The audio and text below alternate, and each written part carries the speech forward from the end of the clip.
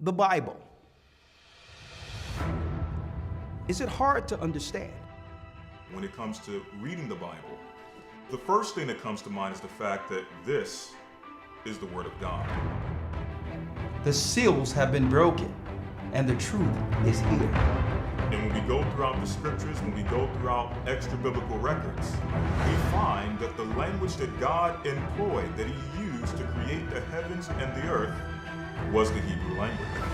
Christ said, I came for the lost sheep of the house of Israel.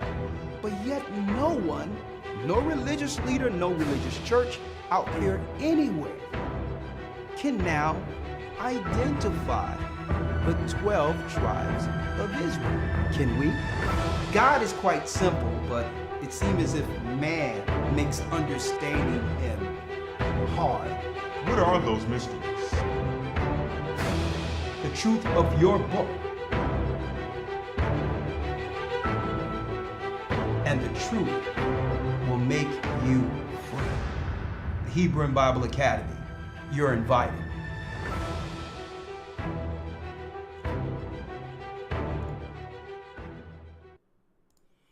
Hebrew and Bible Academy, you are invited.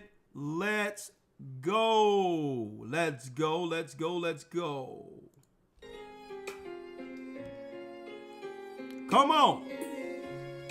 Come on in.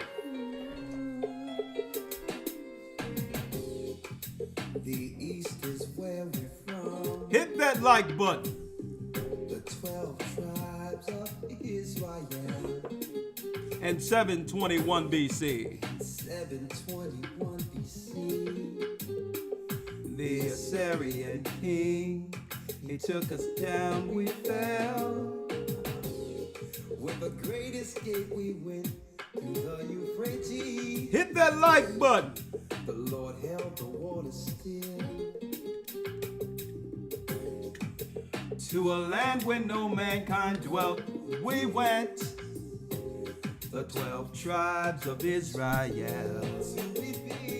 Come on! Manasseh, the Cubans, Ephraim from Puerto Rico, Naphtali from the Isles of Hawaii. The Lord is calling back Israel. Come on! The North American Indians. Simeon, the Dominicans, our highest gatherer in Israel. The Arabs and Africans told us to gather our wives and children, then sold us. In the belly of these great ships we traveled in fear. By the rivers of Babylon we found our brothers here. A higher gather us. Whoa. Come on. From the power on high.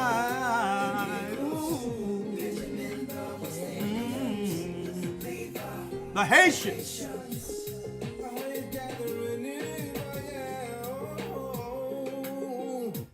The Most High's gathering Israel, brothers and sisters, and boy, do we have a lot to talk about tonight.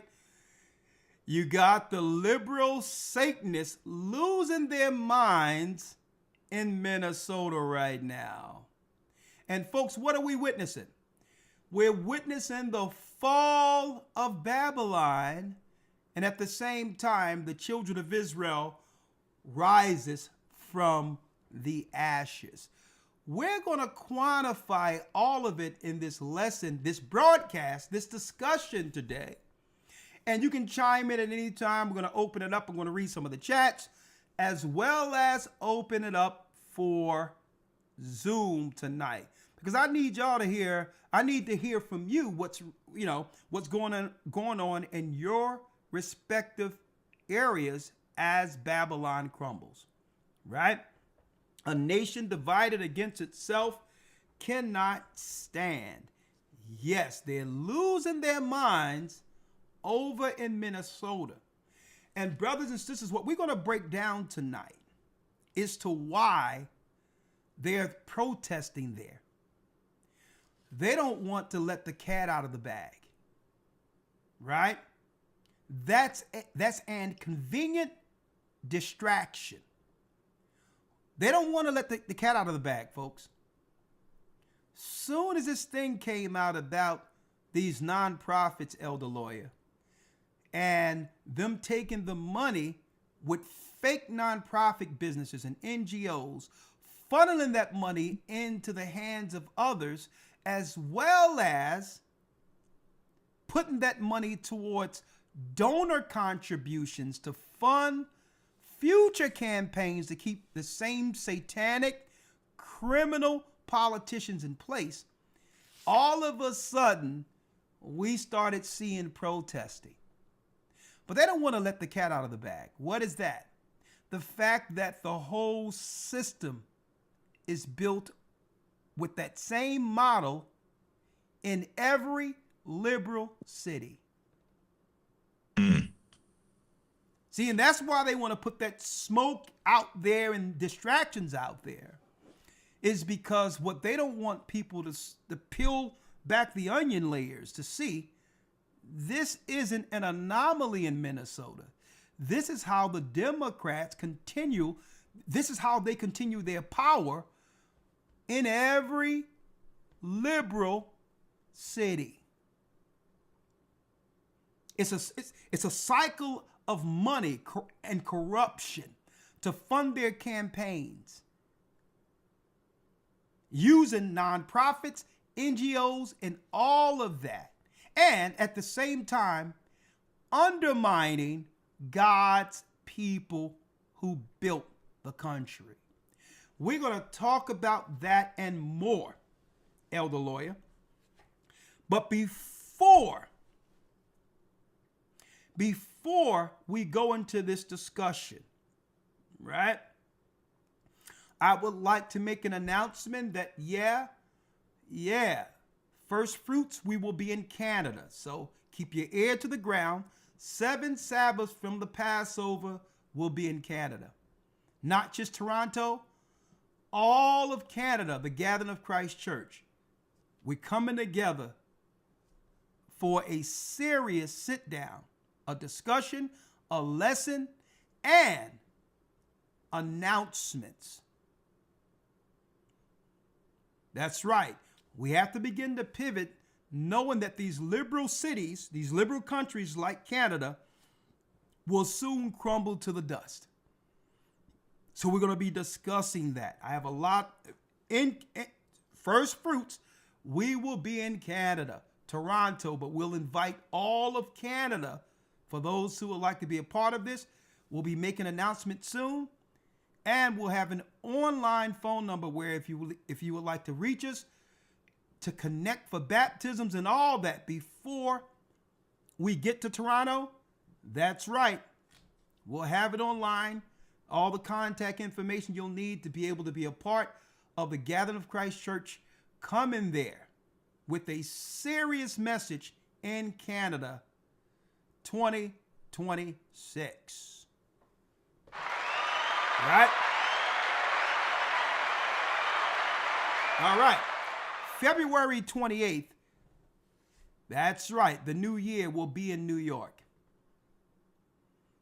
Right? The Babylonian city, we will be there with the congregation, and we're going to ask for all of New York. And if others want to come through, upstate New York, New Jersey, want to come through, come on through, because that's going to be a groundbreaking New Year's, the true New Year, discussion and lesson from the pulpit. All right. Also, we have an initiative going out for all 52 states. It's going to be announced in the meetings where when Christ sent out the disciples by twos. Well, guess what we're going to do? We're going to take our officers. We're setting up the Maccabees program. We're going to take our officers by two in all the different regions. And guess what?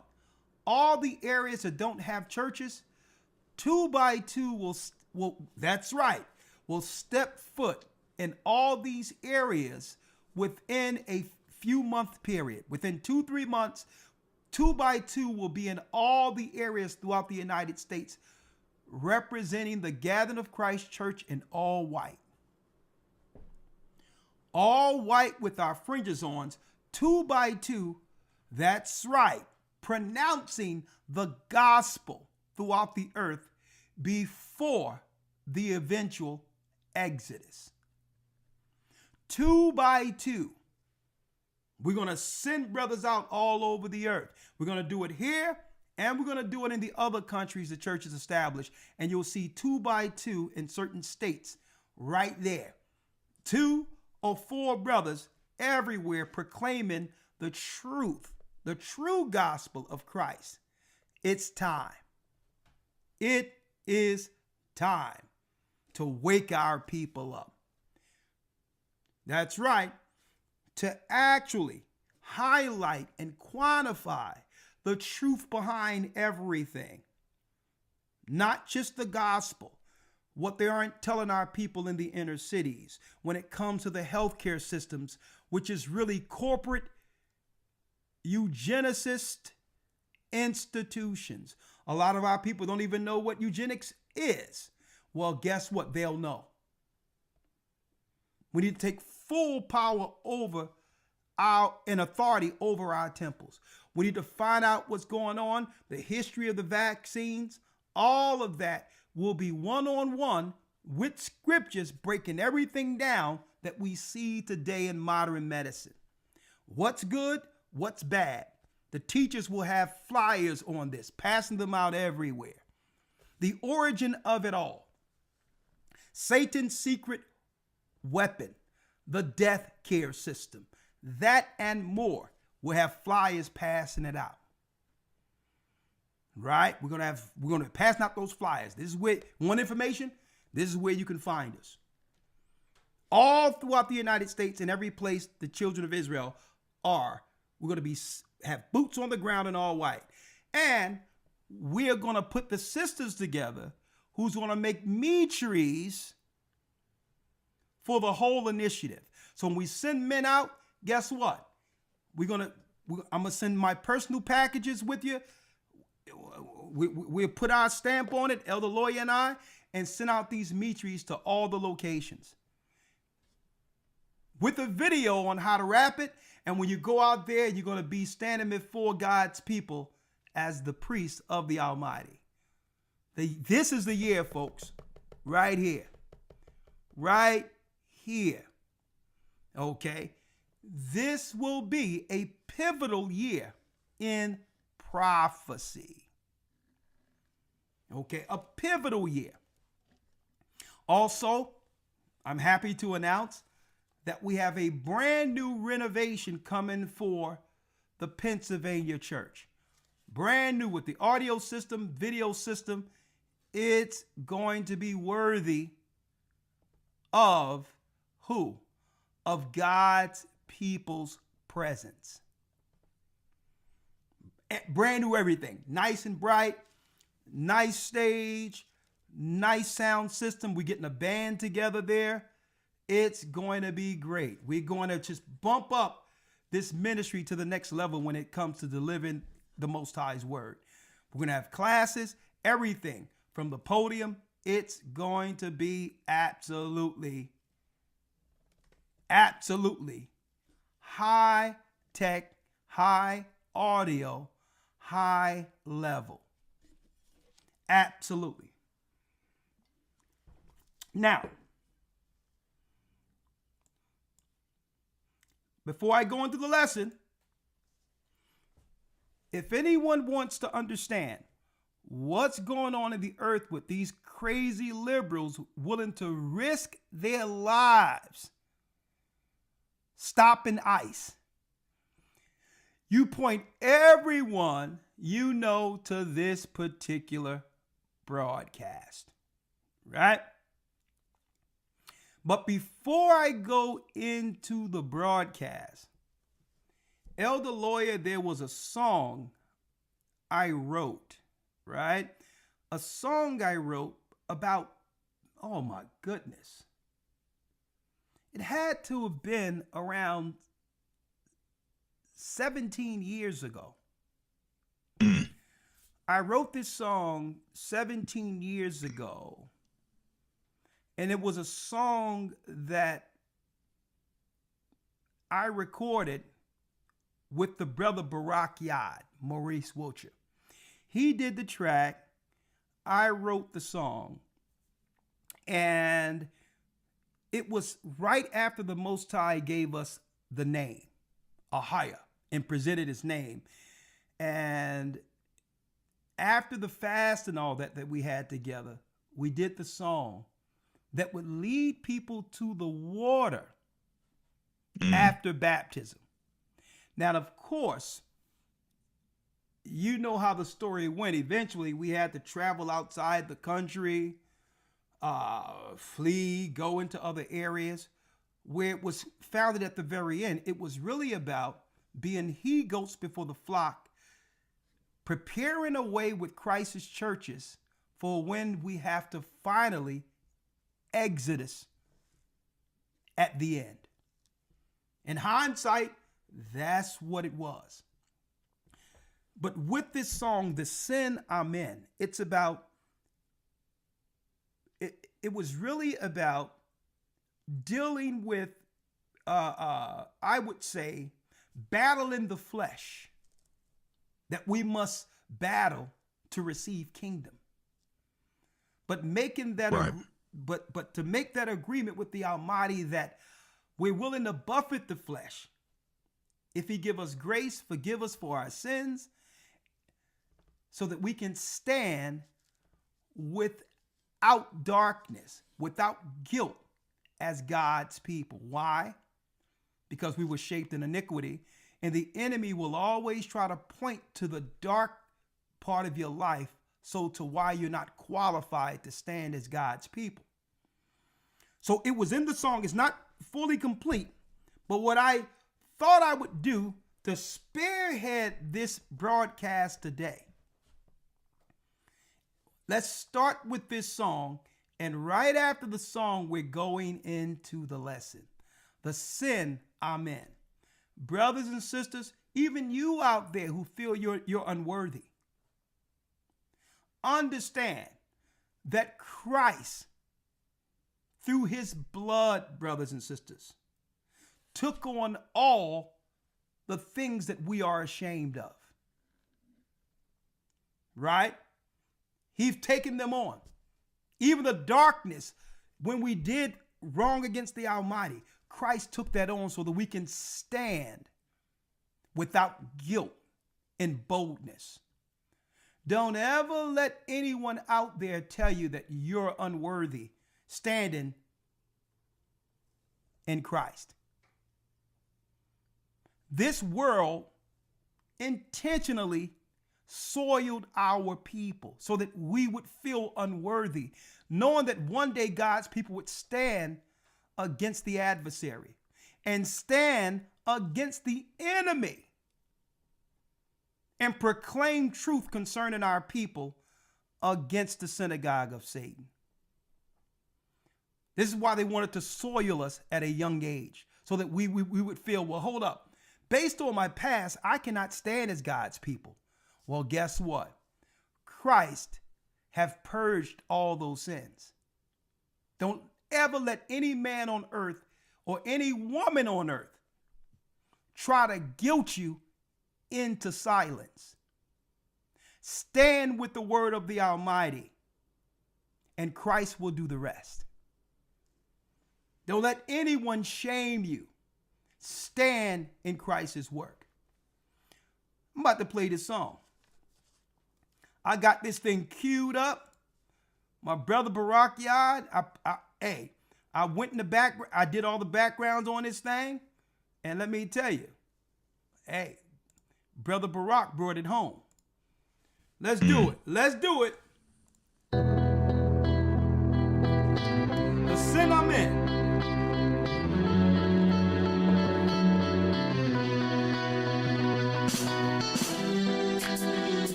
Life still in fornicate. A mind turned to reprobate. Lord, I pray I'm not too late. Show me to the water. I'm tempted left and right. So damn, my heart is see the light. I'm afraid for my life. Show me to the water.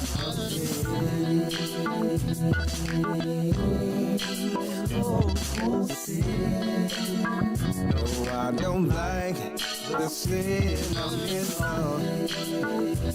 Oh, Lord, no. No, I can't stand my sin, so I was all about the fun, but every time the fun was done, I thought 3 in the field you will take. Come on, hit that like Show button. me to the water. You raised me to be a better man. I think I built my house on sand. Point me to this promised land. I need a friend to save me from my sin. Oh yeah. Oh, I don't like the sin of me. Check it out. Here it comes. Lord, please. Take me to the water. Be my friend. I know I'm sick, but I'm going. I lay down my life and make that sacrifice. Nothing left to do. I'm going down for you, Lord. I lay down my life and make that sacrifice. I'll give my life. Every single day, Lord, I will. I lay down my life. Oh, I will. Take me to the water. Come on. I'll give my life. Every single day, Lord, I will. I lay down my life. I'll give my life. Take me to the water. Wash me, Lord. Take me to the water. Heal me, Lord. Oh, Take me to the water. take us to the water.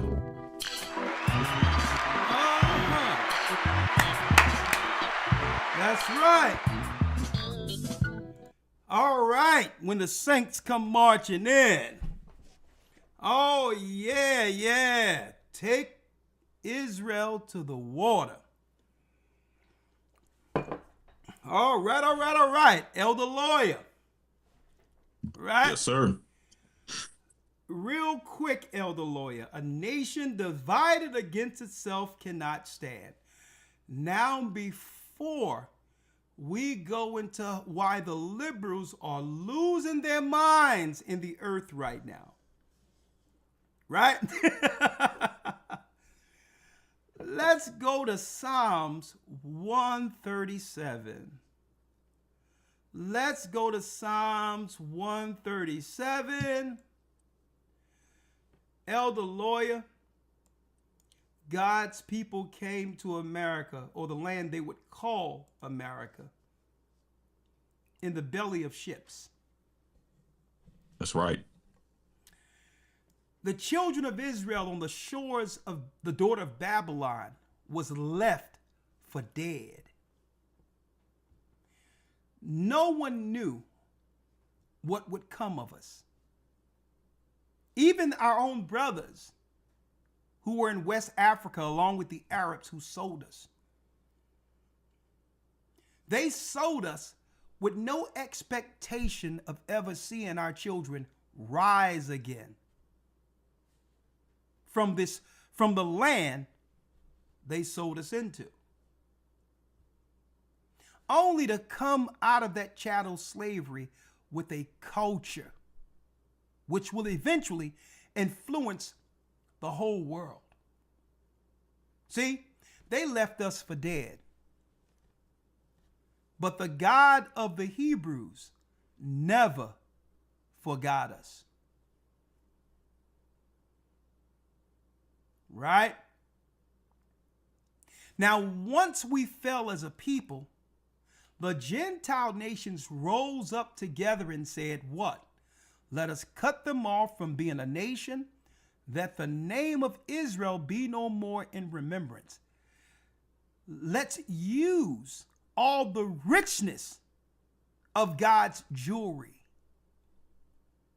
And let's set a system in place where we would extract all of their spiritual gifts, all of what the divine have bestowed in them, without actually appreciating who these people are. And they built systems, governments on this lie. What lie? The lie of telling everyone that God's people were someone else, while the markets that they have established at its foundation was built on a foundation of slave labor. But once God's people would begin to come back to the knowledge of the truth, what happens? The whole system begins to crumble. It cannot sustain itself. Why? Because it was banking on the construct where our people would comply. Our people would stay satisfied with the bottom, living and surviving at the bottom base of their pyramids. So when we began the awakening, the whole Babylonian construct now has begun to crumble. This is what we're seeing right now over in these liberal cities with the protests. People are like, why is these white liberals, why are they losing their minds? Why are they losing their minds? Because, folks, they were placed in those positions with a specific task. The liberals were placed in a position to be guardrails over a system that would keep God's people on the bottom. And they're losing their power and strength now that God have awakened his people. So that's what you're seeing. So we're going to break it down today so you can understand why these liberals has lost it. A nation divided against itself cannot stand.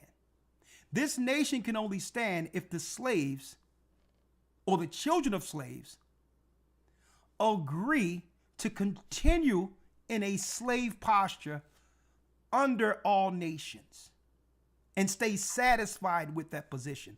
That's the only way this construct works. Capitalism. Well, capitalism can only strive off of what? Off of an underbelly within a nation that's willing to be capitalized on. Right. It cannot work if the base they built it on don't agree with the position at the bottom.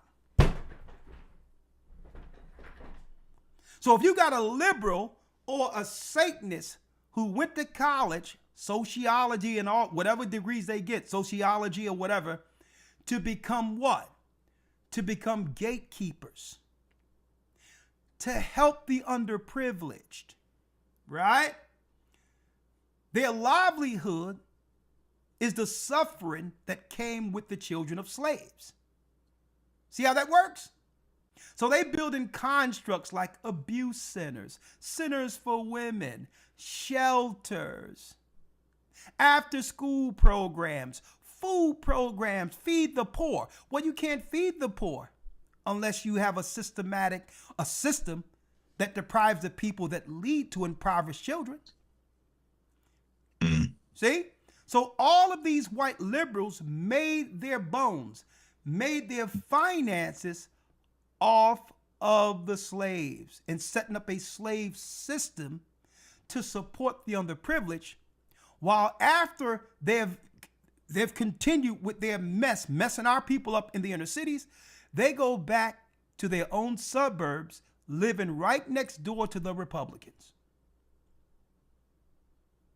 See? See how you do it? So they come and destroy our people to keep us what? The underbelly, the bottom. And they use crazed liberals to manage the chaos they created in our communities. But then the Most High did something. He started waking up the children of Israel, folks. Right? We started looking at the Bible, and folks, believe me, Esau doesn't take anything through chance. He has data. He has graphs. He has systems in place to know when our people are figuring things out. Crime started going down, folks, when the children of Israel started waking up. They'll never tell you that. Conversations were being had. Okay. That they had no control over. So stick with me now. Hit that like button because we're diving in. Elder Lawyer, let's first start at Psalms 137. They left us for dead.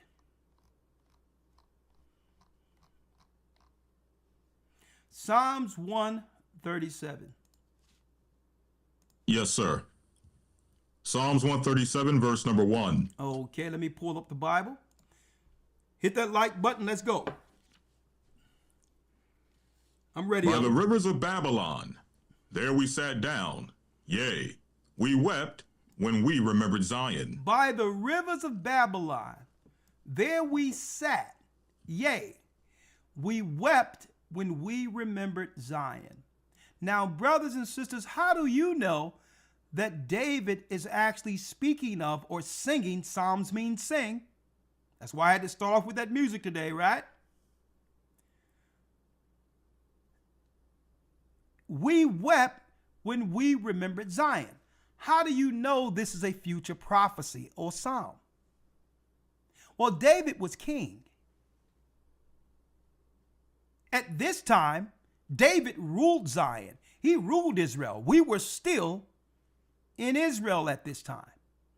So it must be talking about a future prophecy when God's people no longer resides in the Middle East.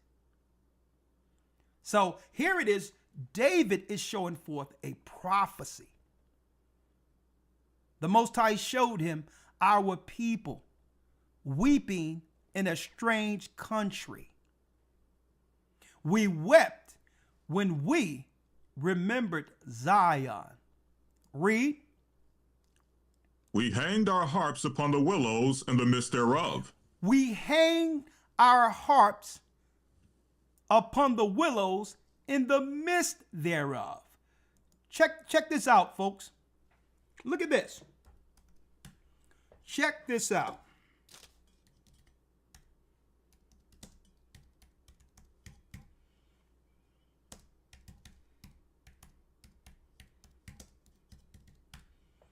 Look at this.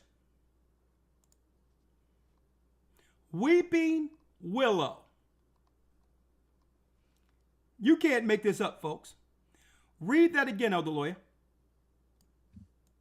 We hanged our harps upon the willows in the midst thereof. We hanged our harps upon the willows in the midst thereof. So when we were chastised during slavery days, we would what? We would go under the weeping willow trees and cry to hide ourselves. I seen some weeping willows when I went to South Carolina last year. So check out this. You can't make this up, Elder. Look at the weeping willows that grows down south. The weeping willows that grows down south, folks, look. It says we hang our hips, we hang our harps. That means we would sing or cry under the weeping willow. What is the name of the weeping willow tree? It's the Salix babylonica. The tree in of itself that David was talking about grows here in the United States, down south, South Carolina, and all those areas where the ships pulled up with Hebrew slaves. You cannot make this up, folks. Hang our harps under the weeping willow trees. The tree is actually called what? The Salix Babylonica. The prophecy that was given to our King David. Look at that. The willow family. Weeping willow. Why was it called weeping willow?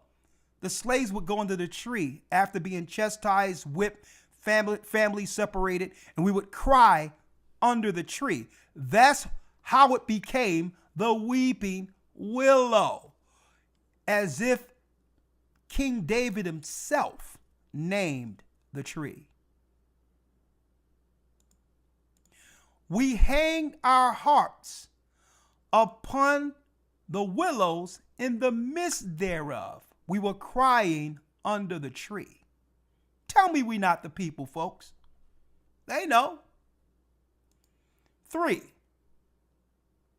For there, they that carried us away captive required of us a song. They who carried us away captive required of us a song. This is where your Negro spirituals come from. This is where the blues, the music that have shaped the earth's culture, the whole earth's music culture came out of our struggle. This is why you can't find music like was created here in the United States any place else. Any place else. This would be the music that was actually cultivated out of our pain, that would influence the whole world in music. Be it country, be it rock and roll, be it pop. All of that started here. Where we started doing what? For there they carried us away captive. They required of us a song. And they what? And they that wasted us required of us mirth. And while they were destroying us, they required us to smile about it, to act as if nothing happened. They required us, to some degree, to thank the slave catchers and thank the slave masters for bringing us over into the Americas. That's the hubris of a lot of them today. Y'all should thank God that we brought you from Africa and civilized you. No. Without us, America would not be civilized. We have always been the moral compass of America. We are the reason they made a what? An conservative party. We were the conservatives because all we did was go to church. We went to church and took care of our families and did what? Circle the wagons. Why? Because we had to. From church, we would do all our political planning. We would do all of our talent shows. We would do all of our meetings, our Bible studies. The church was central command, ground zero for slaves. And who was in those churches with us? Our God. We worshiped on Sunday because we were forced to. But we still had that Bible. Nonetheless, God was with us.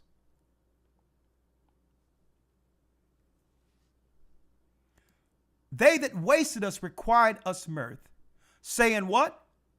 Sing us one of the songs of Zion. Sing us one of the songs of Zion. And that's why our Negro spirituals we were singing here had nothing to do with what? Any landmarks within Africa. We were singing Over the River Jordan, Let My People Go, Swing Low, Sweet Chariot, Coming for to Carry Me Home. We were singing the songs of Zion. If we were from Africa, we would have been singing African songs. To let you know that the Africans back then had knowledge that they were in fact from the tribes of Israel. It wasn't until our current time where Africa, they remixed it and all that, with the Arabs taking over different areas and moving tribes around. Before that, even the Africans who sold us knew that we were from the lost tribes of Israel. Okay? When you get a chance, get a book if they didn't price you out of getting it or price you out of being able to afford it. I mean, get you a book called what? Hebrewism in West Africa. Get that book. Okay? They've been trying to cover up this for the longest, folks. We weren't singing songs of Africa because Africa isn't where we began. It's the middle passage between our homeland, Israel, and our captive land, the daughter of Babylon, renamed America by the Edomites.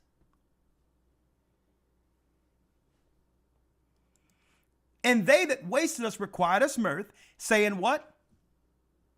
Sing us one of the songs of Zion. Sing us one of those songs of Zion. We were their entertainment, folks. There was no movies. There weren't no televisions back then. The slave master with the greatest artist or the greatest slaves who had talent would be the draw. All of the plantation owners and people would come in from England, from different parts of Egypt and all that, to come into these big halls, these plantation halls, to watch the entertainment that came from slaves. Folks, no music school, no colleges. A lot of us, sometimes they didn't even allow us to read. Where was all this God-given talent coming from? Huh? They didn't allow us to read. So we were an anomaly. We were an astonishment to the nations who would look at these slaves who were dragged over here and out of nowhere would have voices like angels. Voices like angels. They couldn't believe it. They would charge tickets and all that for people to come to their plantations to watch us and not just sing. Folks, we created tap dancing. Okay? Fred Astaire he's like Elvis, who they put a camera in front of, even though Fred Astaire was bad. But the blacks or the children of slaves and all that came from them, that's where the real tap dancing was. Right? We would throw sand down, put taps on our shoes. And next thing you know, they're coming in there and we're making music with our feet. And next thing you know, people started talking about this new way of dancing. This stuff is something different going on with Judah over here in America. We're changing the whole game. Like, it doesn't matter. They don't have enough. They don't have anything, but everything the children of Israel had, they was able to make do with it. They were able to shine above the rest with nothing. And why am I putting this out there right now, Elder Lawyer? Well, I'm putting this out there, brothers and sisters, because as David is talking with this prophecy, it's a reminder to all of us the richness the Most High invested in our spirit. The world beats us down. The world would have us believe we're nothing. If people were to hear what they're saying, our people would actually begin to believe that we're something other than God's people. That's intentional, folks. No one in this world can make something from nothing like God's people. And that have to be continually discussed. We must stay reminded of who God made in us, who we are. Because once we internalize it, we'll begin to live by it. The world tells us we're nothing. And I'm going to tell you, this world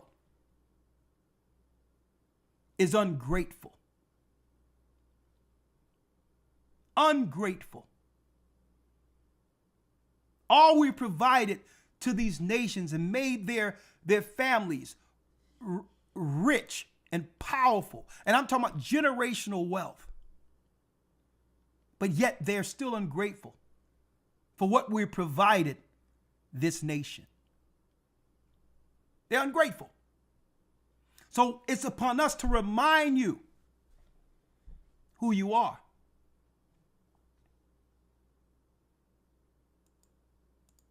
Sing us one of those songs of Zion. All right, Salakia, sir, before we continue, Yes, sir. we just need to take one quick break. All right, go ahead. All right, I'm saying you. Let's take a quick break, do a commercial, come back on the other side. All right.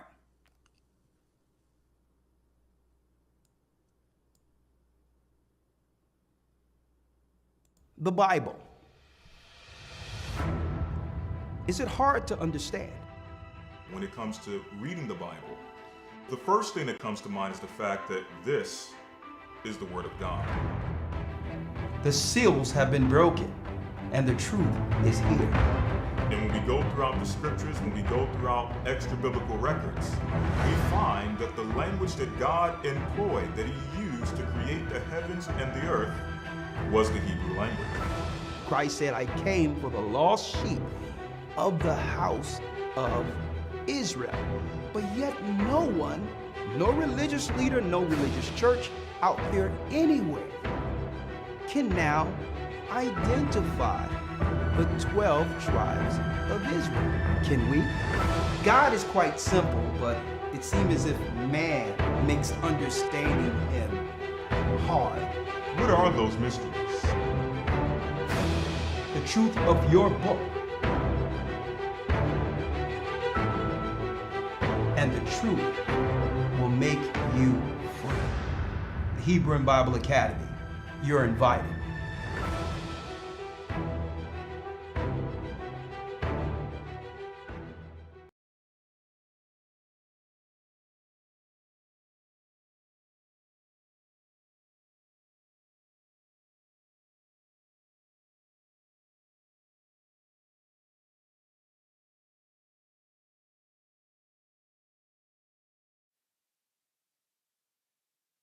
One moment.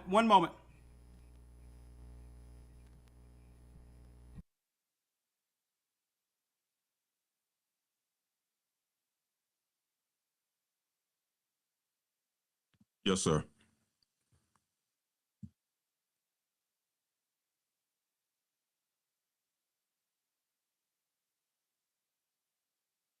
One moment. We'll be right there.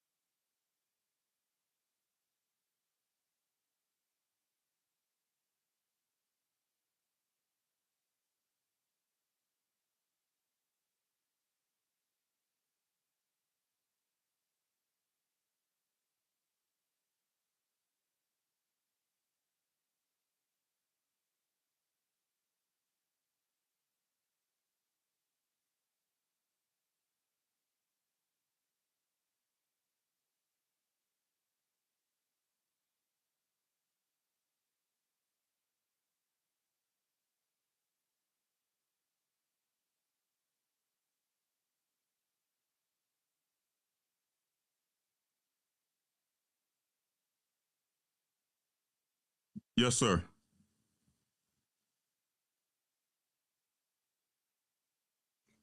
All right. You there, lawyer?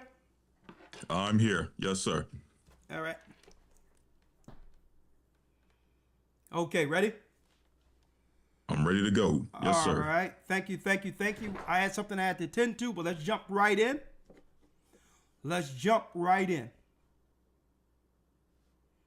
Right. Let's go to the Bible. Read the third verse again. Psalms 137, verse 3. For there they that carried us away captive required of us a song, and they that wasted us required of us mirth, saying, Sing us one of the songs of Zion. Sing us one of the songs of Zion. This is why we weren't singing African songs in America. Africa is the Middle Passage, folks. Let me tell you, there was a conspiracy with the Arabs, with the East Africans also as Muslims, like you see your Somalis today, and compromised Israelite kings and princes who were compromised, who agreed to sell us according to the prophecy. That's how we got into America. We are not from Africa. We're from Israel. Right? So what we tend to what's lost in this is that model of all nations conspiring to benefit and financially off of us, which is capitalism, that model is still in place. But they just change the mechanism of it from one generation to the next, but it's still the same model. It's still the same model. Let's go now. Let's read. Verse 4. Read it. Yes, sir. Verse 4. How shall we sing the Lord's song in a strange land? How shall we sing the Lord's song in a strange land? Right? How can we, and this is why the Zionists infiltrated the Christian church and destroyed it. They destroyed it through the prosperity movement because what? That was our continual connection and reminder of these prophecies. Right? That old fire and brimstone doctrine that came out of chattel slavery is what sustained us throughout all generations. They begin to corporatize with the prosperity movement to destroy the strength of this spirit David is talking about here. If we're going to sing, the songs are going to mean something. It's going to come from the heart. If we're going to sing, it's going to be with what? The intent of returning back home. How can we sing the Lord's song in a strange land? So our songs reflected what? Our hurt, our pain, losing Jerusalem. And even outside of the gospel songs, when we went secular, it always go back home. A change is going to come. Say it loud, I'm black and I'm proud. It always come back to what David is saying right here. So eventually they would have to destroy that music. The Most High was empowering us from the throne. That's right. The son of the morning would sing to the Most High every morning. And those same notes, those same harmonies would come into the earth and move within our spirit, and we would begin to sing on earth. Okay? So they had to destroy the music, because the music leads us back to what? The original maestro himself, the Most High. That's right.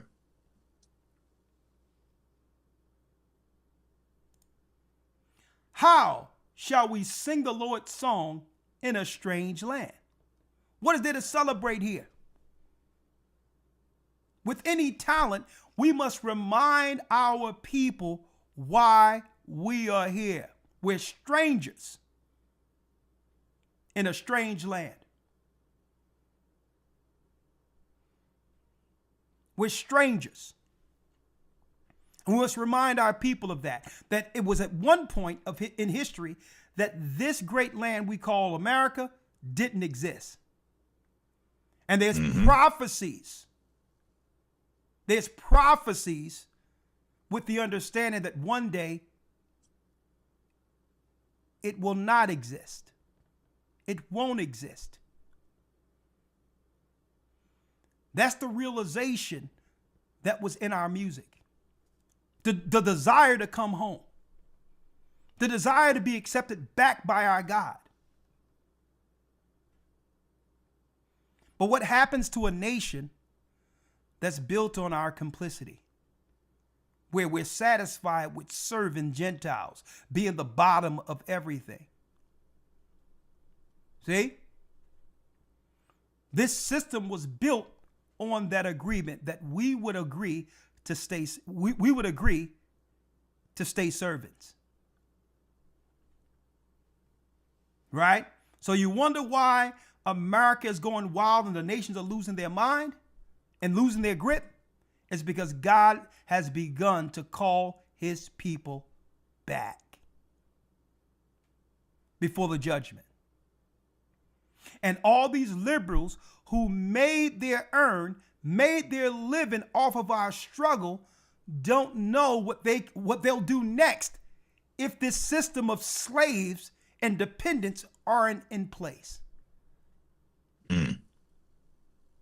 Their whole livelihoods for generations have been tied to a struggling people who what? Who satisfied struggling from one generation to the next. And they set all their systems on this. And I'm going to show you all that today. I'm going to show you that today. And this is why, let's start now. This is why they're going ape over there in Minnesota right now. Folks, don't buy the hype. These people don't care about whom they call migrants. Understand what's going on here. They need a new generation of slaves, or these hippies would cease to exist.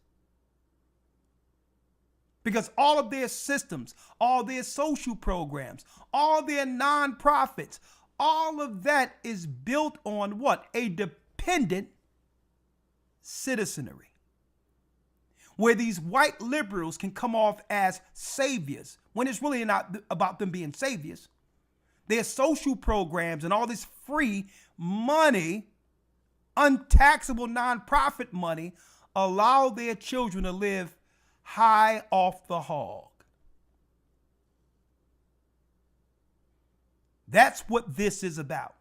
They could care less about immigrants.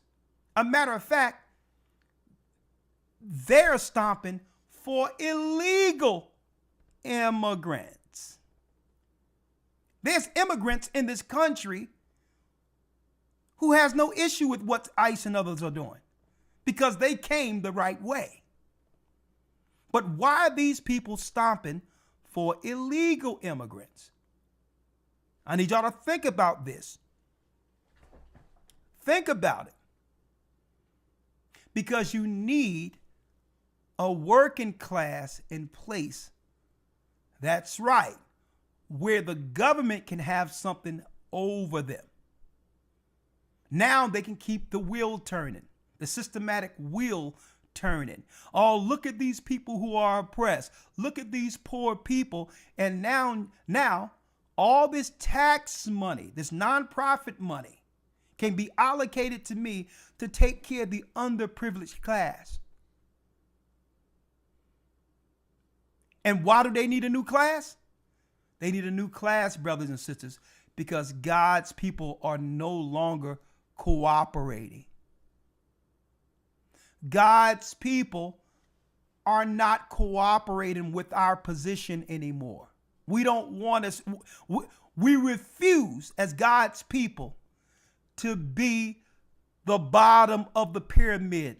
They're stepping on our heads, and we refuse to be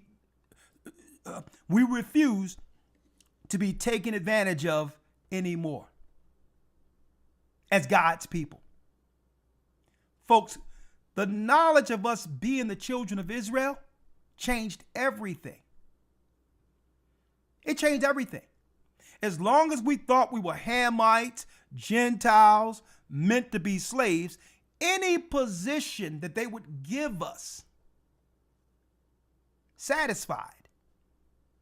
But when we got the law and realized we were God's people, we realized according to God what we are entitled to. And that first starts with what? Respect. You can't look down on me if I'm God's people. See? So now, these liberals have begun to lose their minds. Right? Check it out. Fair use for educational purposes only. Right? Why are they stomping so hard for illegals? Willing to put themselves in front of cars and all that. And another thing, allegedly, don't be surprised if a lot of these things are staged. A lot of these things with these protests, usually the media is complicit and all that with it to shape a narrative. So to get our minds off of what? The true construct or model we see in Minnesota. Because of what's going on in Minnesota have been going on, don't think that just started a few years ago.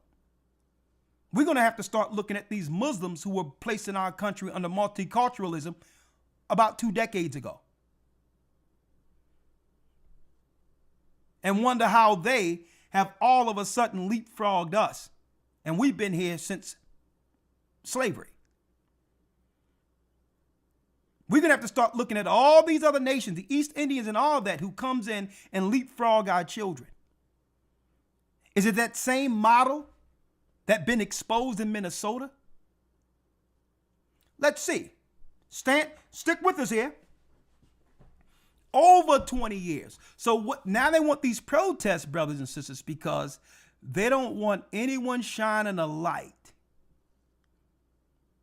on this system that's in place.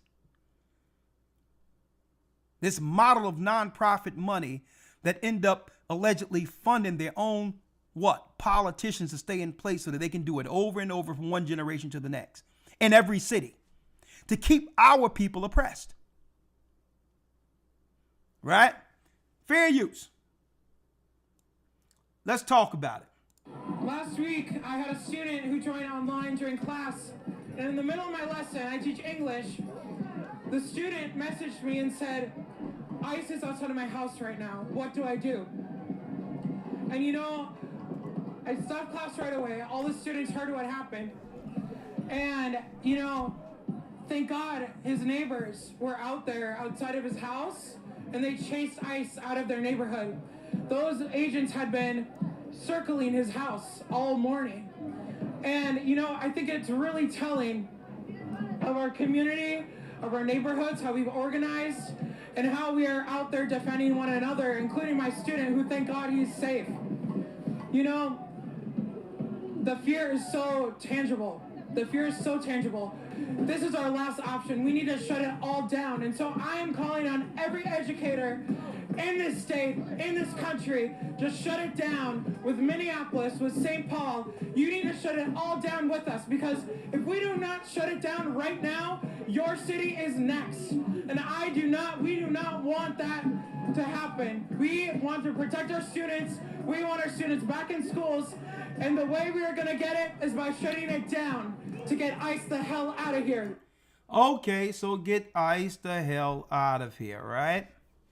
Now, I don't think y'all have recognized the fact that there's a certain profile that comes with these Democrat liberals. Right? I mean, it seems, I might be wrong here, but I wouldn't be surprised if this guy was, you know, homosexual. So what is his interest in these particular things? All of a sudden he care about children and whatnot, and people being ripped from their families. And this is what makes me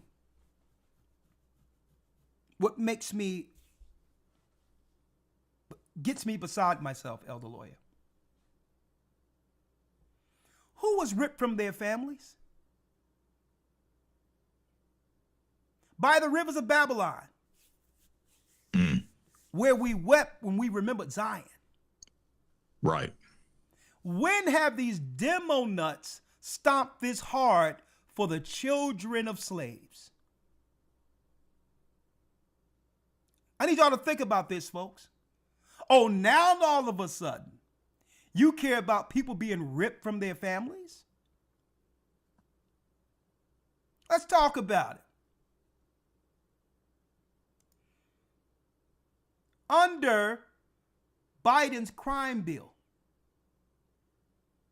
where they would give you a 5-year mandatory if you was found with the same ounce of crack cocaine that a white person in the suburbs got with the same ounce of what? Of powder cocaine. But they would give someone with powder cocaine in the suburbs a slap on the wrist and community service. A black man would get 5 years ripped from his family and thrown in jail.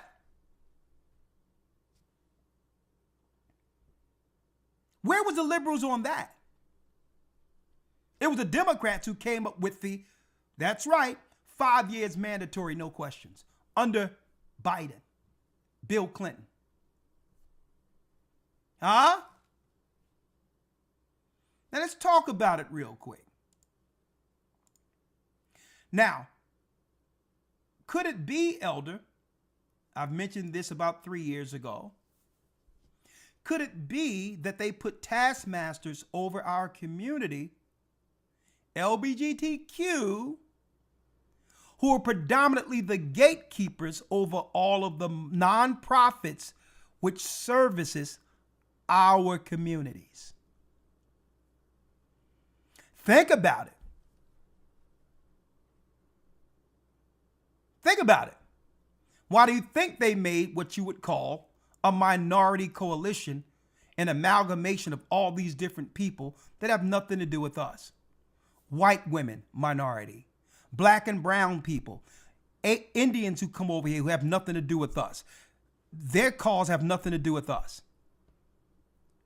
Jewish people are a minority. They have a separate cause. Gays have a separate cause. White women have a separate cause. Gay men have a separate cause. Right? So you bring all these people in to muddy the waters so that they can now become gatekeepers over all of the finances our forefathers worked for to sustain Judah in these communities. So by default, they become the gatekeepers to distribute the funds that would come to our people. If you make them a minority equal to us, then when it comes to minority grants and all that, guess who's on top of these grants distributing the money to other people? Not us, one of the other minorities. See? Now, let's talk about it real quick, Elder Lawyer. Let's go to Romans 11:11. We covered this in the academy, but I think it's apropos. I think it's apropos to understand how the model we're enslaved under works. Let's now go to Romans 11.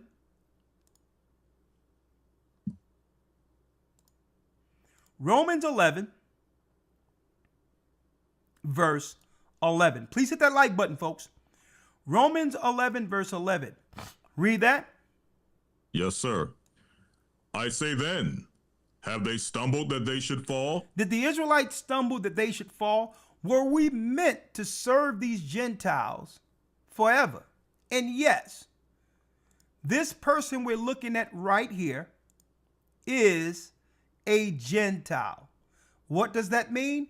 A non-Israelite. An Israelite have nothing to do with what religion one ascribes to. That's not what an Israelite is. An Israelite is from the bloodline of Abraham, Isaac, and or Jacob. See how that works? So it doesn't matter whether or not an Israelite through blood becomes a Muslim. It still doesn't change the fact that he's an Israelite through blood. See? If an Israelite is an atheist, it doesn't matter if they don't believe. They can't change the fact that their bloodline is from Abraham, Isaac, and or Jacob. That's what makes us Israelites. It's not a religion. Okay? Christ, there was no, what religion did Christ belong to? He was an Israelite from the tribe of Judah. Okay? So what we're looking at here is a Gentile. Okay? Right now we in 2026. We go back about what? We go back to what? Let's see. We go back about 50 years. If we were to go back about 50 years, 50, 60 years, this guy would be considered a hippie. Okay? Mm-hmm. Out of the civil rights movement, they put hippies over our community as the gatekeepers. Hippies. Okay? Esau's undesirables. Okay, the people that they didn't want hanging out, smoking weed on their stoop and all that, messing up their communities, they put them over what? The programs in our communities. Okay, and not to say that all Gentiles have ill intent. There are some Gentiles, right, who really want to help our people in these liberal programs, right? There are. But the liberal nut jobs outweigh the few. Okay?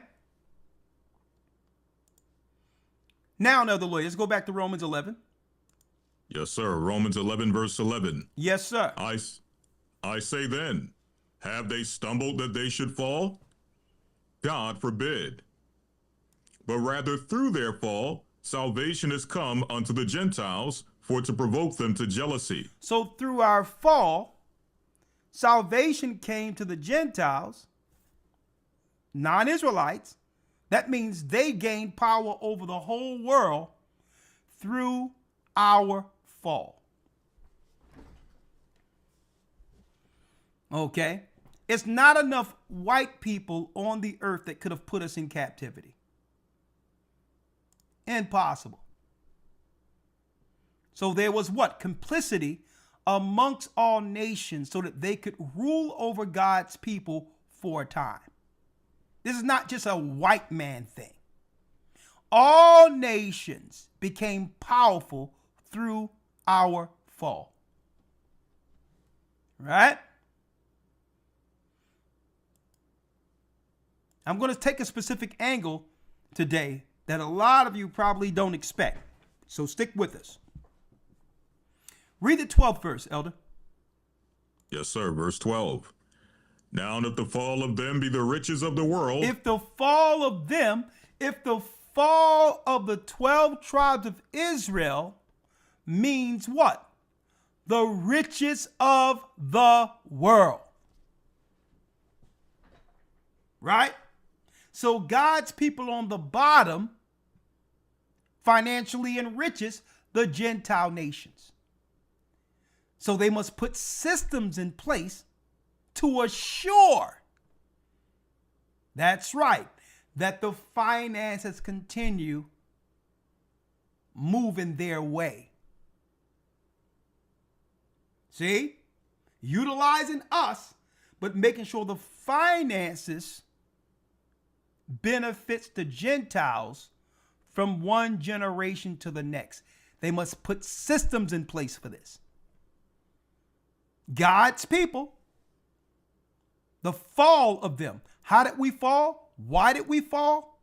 For breaking God's law, for not being on code with one another.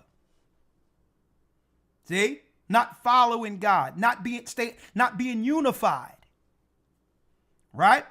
So we fell for breaking God's law, and by default, all the other Gentile nations got rich. Right? And what? And the diminishing of them be the diminishing of them the riches of the Gentiles, how much more their fullness? So let's talk about it. If we diminish or are in a low state, the Gentiles financially benefit. Right? Now, check this out. So they have to put systems in place. A slave model, knowing that God would curse his people, Esau and the Gentiles had a system in place where they could financially benefit from our gifts and funnel all of that money into their own families. So let me give you some examples of how these systems that the Democrats have in place are from the curses. Now, make no bones about it. There's no question that we're dealing with a uniparty with two specific agendas. Two specific agendas in agreement. The agreement is they have two specific jobs to keep Israel on the bottom. Okay? The conservatives' position is to set up the conservative model of morality, which gives their people what? The moral high ground to rule over the nation. Right? So they're sure conservatives, even though they both agree with this model with slaves at the bottom. And then you would have who?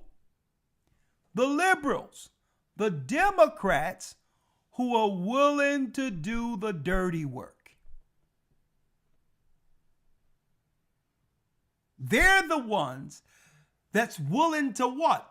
Operate amongst the impoverished to keep the system in place. If there's no crime, they'll create crime. Or, what use are they? You're the gatekeepers. And if there's no crime to manage, and if there's no abuse for your nonprofits, and if there's no separation of families, what good are you? See?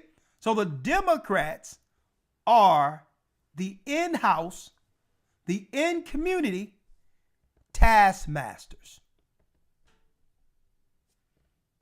Okay?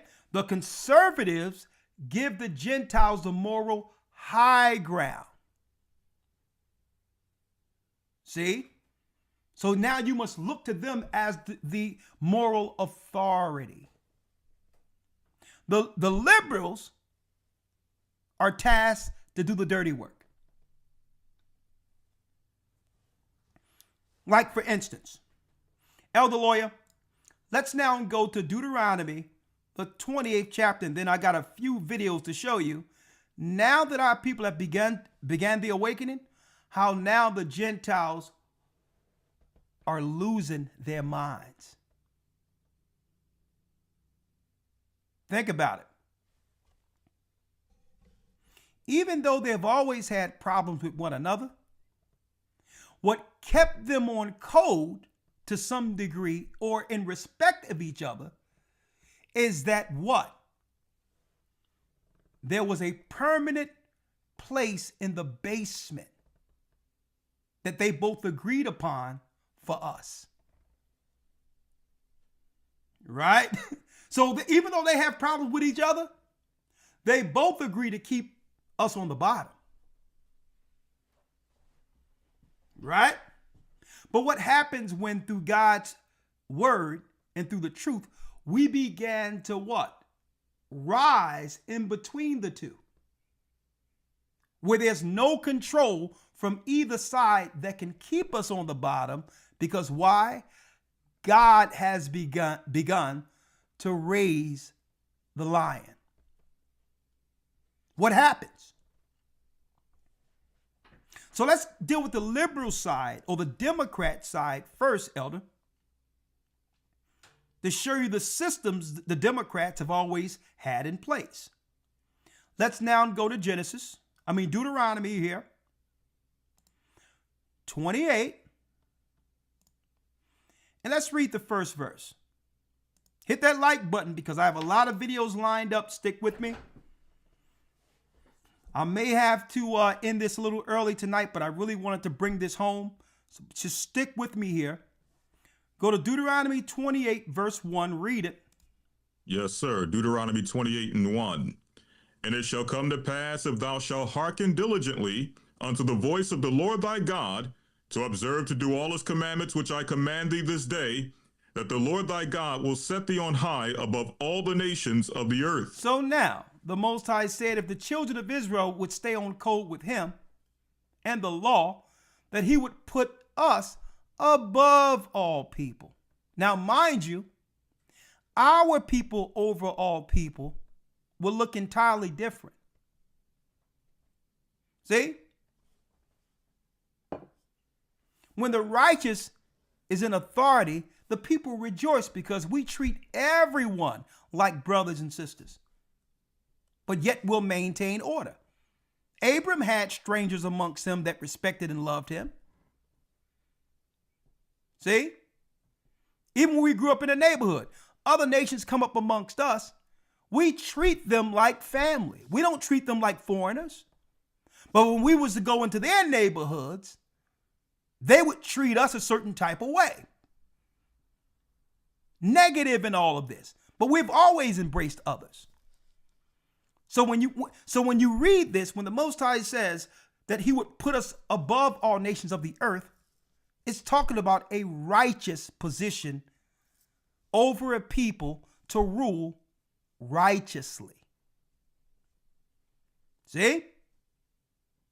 This is why the Most High kept warning us not to follow the way of the heathen. Because if we think about it, if the heathen has a priesthood in place wherein they would sacrifice their own children, folks, Moloch's sacrifice was known amongst the Gentile nations. If they sacrifice their own children, what do you think they're going to do to God's people if we're placed in their hands? That's why God warned us. These curses wasn't, well, the Most High is going to do this to you. These curses was, what happens to a people under the crazed Gentiles. If they have a religion, the Canaanite religion, which requires child sacrifice. So when God gives us the curses, he's only showing us what the Gentiles were doing to one another. And he was warning us, follow the law and keep these nations in check, or your children are going to be experiencing even worse than what they're doing to their own children. Because now there's no emotional attachment. There's no family attachment to this.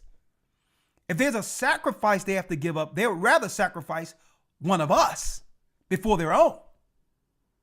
So the Most High was warning us what would happen if we fell in the hands of the Gentiles. He was warning us. These people are crazy. Okay?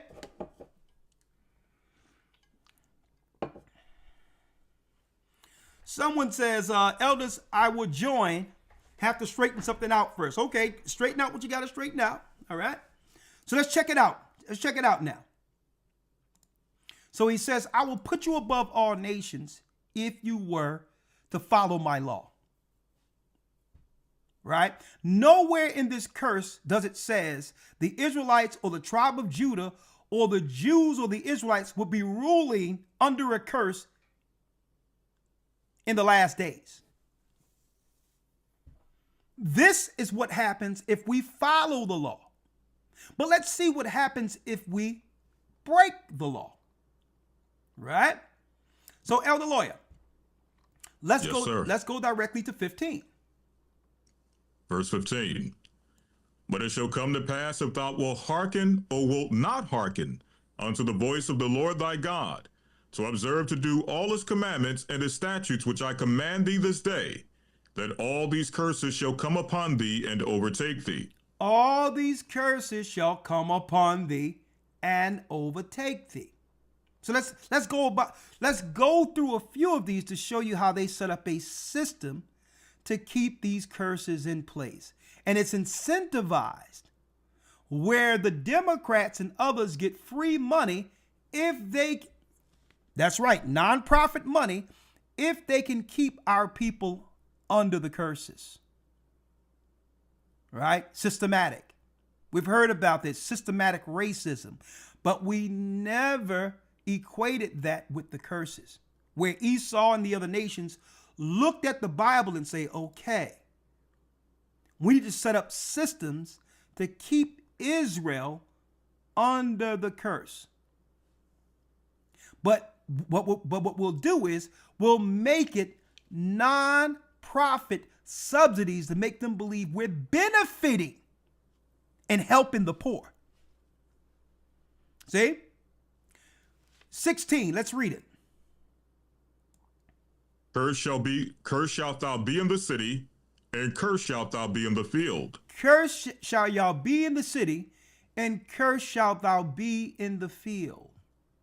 Right? So this is talking about labor, and I'm going to go into it in a moment.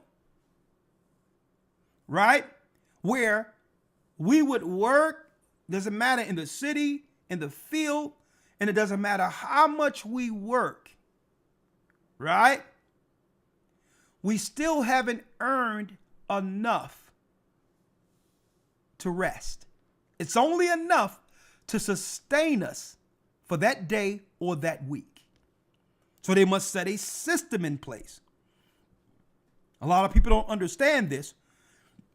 This is where you get the minimum wage. Right? The minimum wage. But let's go into it. Right?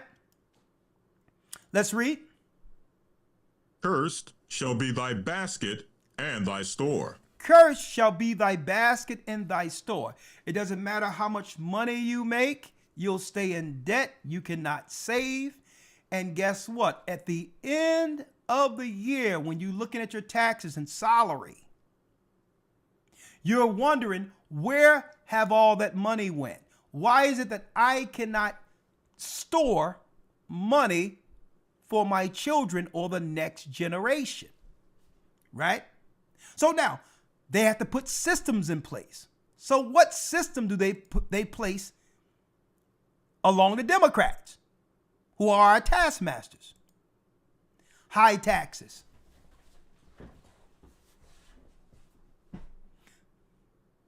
It's guaranteed that the Democrats tax. Why? Because those taxes goes into the nonprofit money that they're utilizing for their personal, non-government social organizations to control us. See? So you wonder where your money went. It goes back to the taskmasters, non-government organizations. And they don't got to pay a dime on that money, as long as they keep the slaves underfoot. This is why you have politicians who set up separate non-profits. Okay?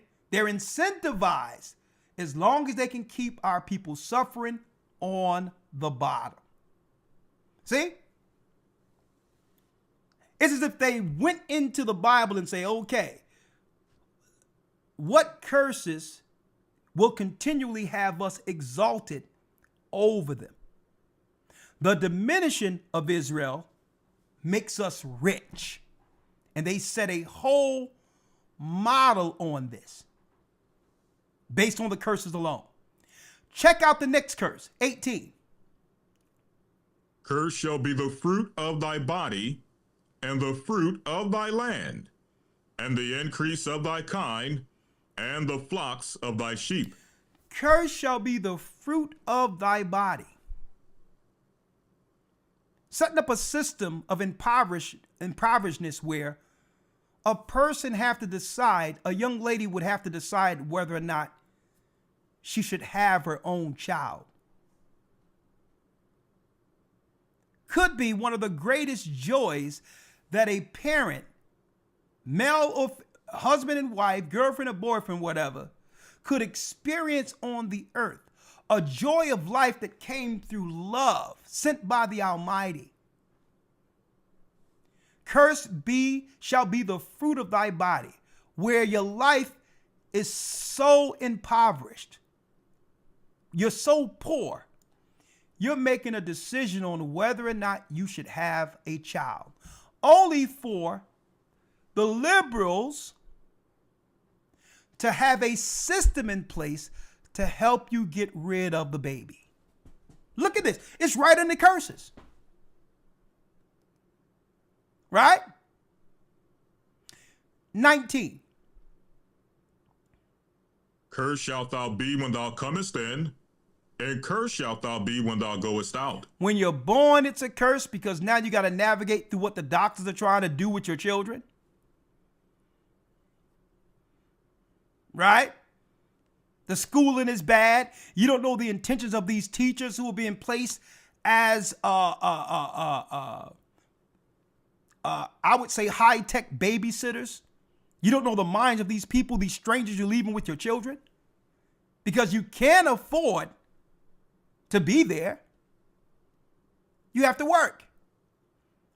So it's cursed from the time somebody come into the earth, have to navigate and hope your children is not affected by this evil world, right? With these demo nuts sitting there trying to do all types of stuff to your children, and then talk about, well, something is going on with black women and mortality having babies, right? Is if you think that's a coincidence? And if you think that's a coincidence, wait, I got a video for y'all in a moment. And cursed shalt thou be when thou goest out. Something happens where one of our loved ones die, and we can't even afford to give them an honorable burial. We burn them like wood. These are the systems they set up, right? Check this out. Check out the cursing. Let's read that. Verse 20. The Lord shall send upon thee cursing, vexation, and rebuke, in all that thou settest thine hand unto for to do, until thou be destroyed, and until thou perish quickly. Read. Because of the wickedness of thy doings, whereby thou hast forsaken me. Read the 21st verse. The Lord shall make the pestilence cleave unto thee, until he have consumed thee from off the land, whither thou goest to possess it. Where thou goest to possess it. Right? Now check this out. Pestilences, roaches, rats, all of these things we have to go through living what? Living in lowly means in these communities. Where if they wanted to, they can clean up the areas like they do the suburbs. They could make sure if they wanted to that there wouldn't be any infestations where we live. But allow these rats and all these others to multiply as a nuisance. Right? Think about this. But check out this system they put in place. Read the 22nd verse, Elder. Yes, sir. Verse 22. The Lord shall smite thee with a consumption, and with a fever. And a what?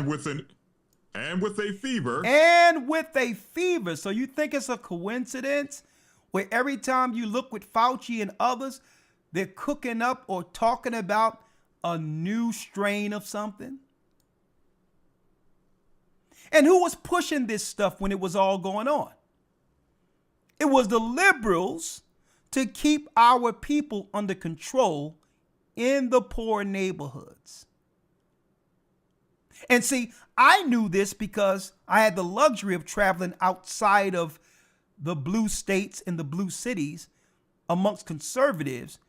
And I'm like, man, these people are going on over here in these different suburbs as if nothing is going on. There's no mask. Their restaurants are open. Everybody's saying hi.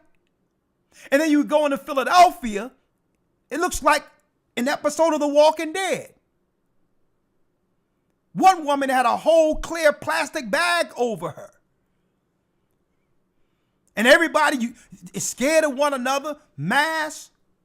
And come to find out, a lot of this stuff could be allegedly, well, they talked about gain of function in Wuhan, China. Not allegedly, it was actually with Senate hearings where they were cooking up some stuff that Fauci was associated with as a form of control under the curse. They shall smite thee with a consumption and with a fever. See? Read. And with an inflammation. With an inflammation, read. And with an extreme burning. And with an extreme burning. Like we always hear ever so often, they give us updates on sexually transmitted diseases.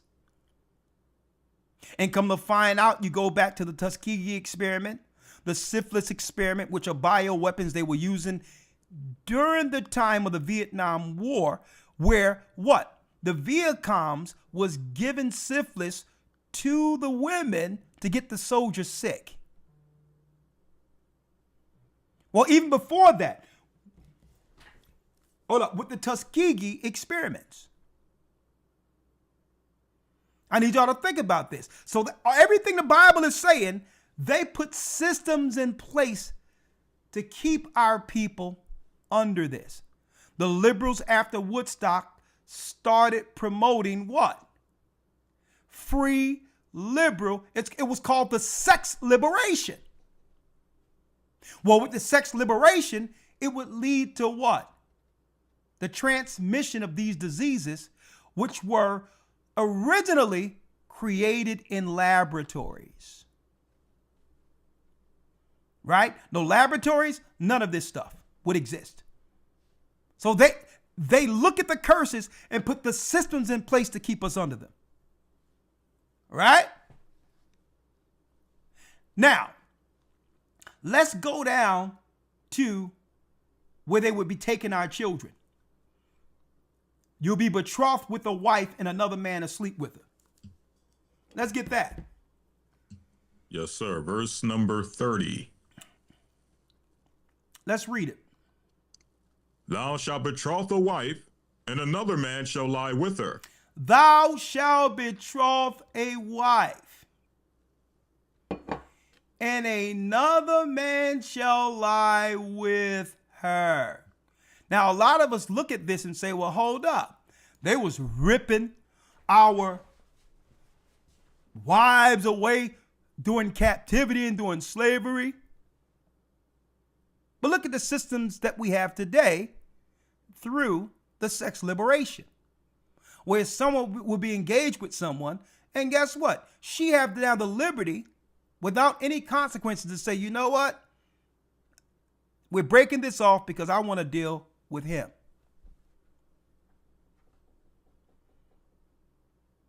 And it works the other way too.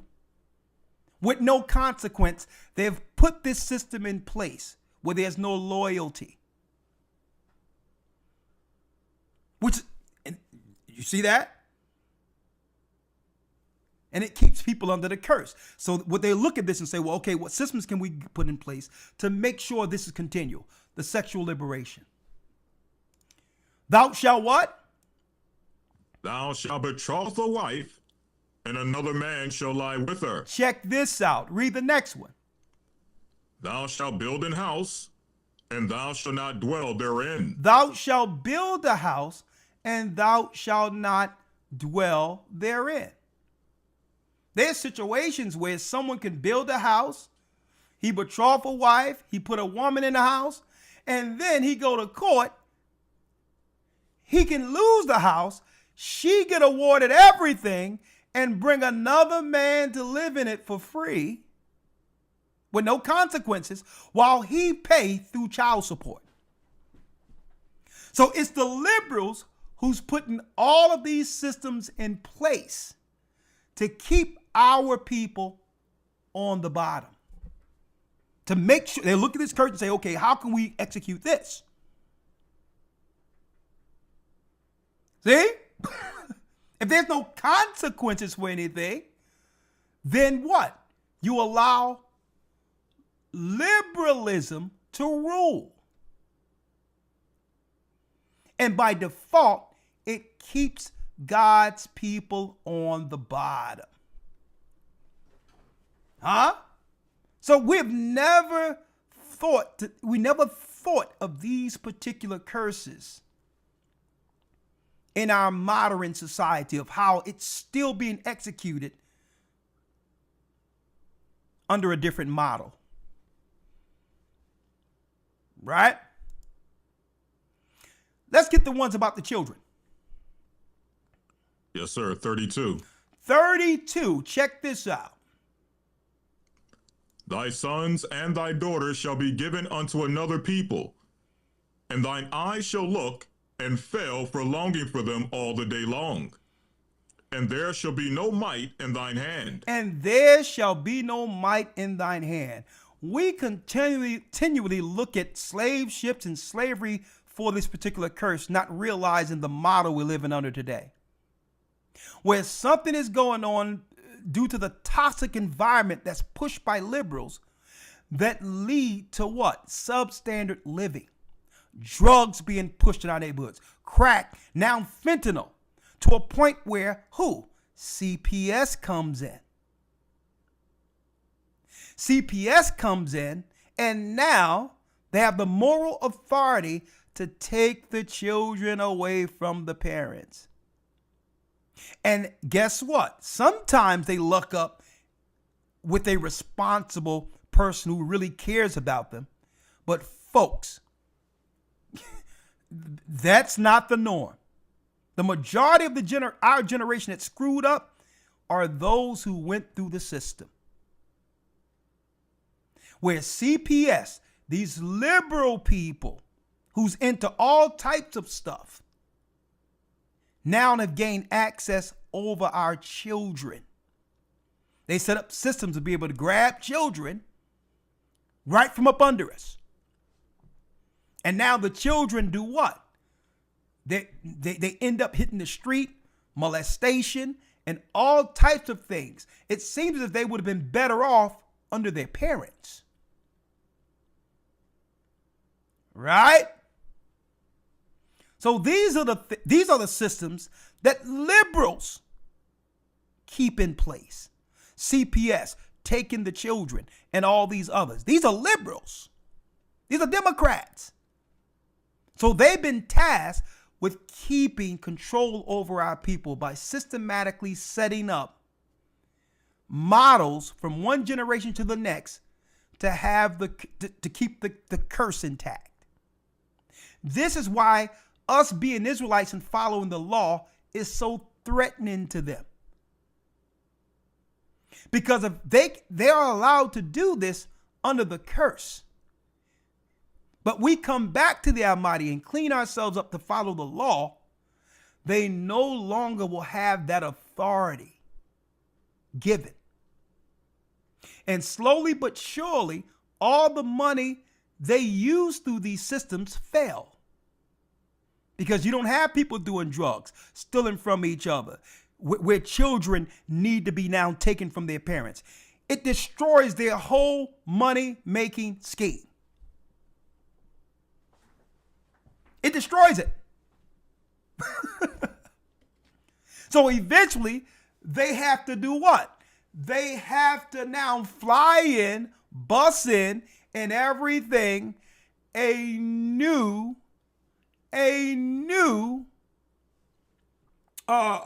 population of victims to keep their taskmaster positions in place. See how it works? Now let's deal with the spiritual side, Elder. The models they would put in place. Deuteronomy 28. Let's go to 64. Since they want to talk about, oh Lord, what's going on? They're ripping people from their family. Oh my God. Let me tell you, this guy could care less about these children right here.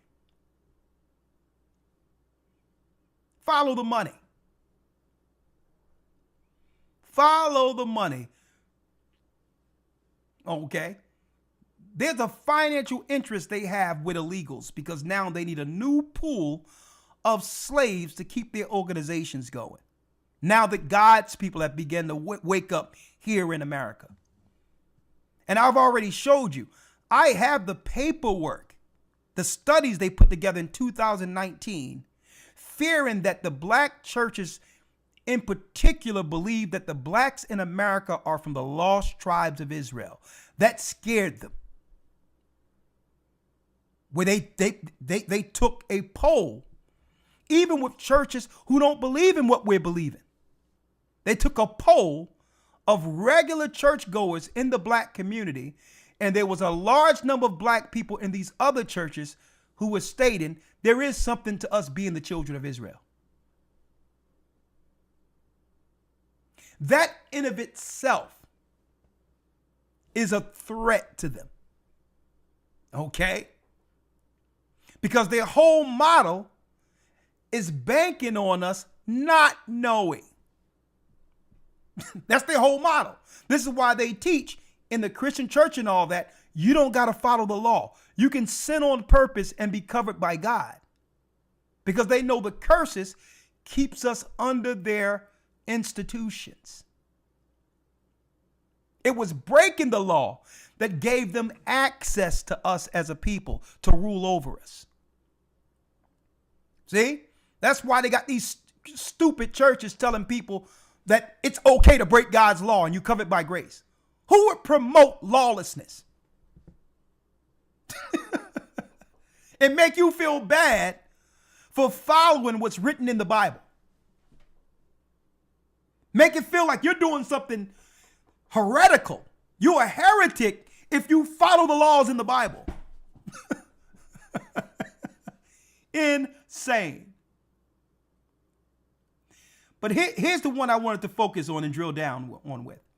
Deuteronomy sir. 28, verse 64. Read that. Yes, sir. Before we read that, can we read 48?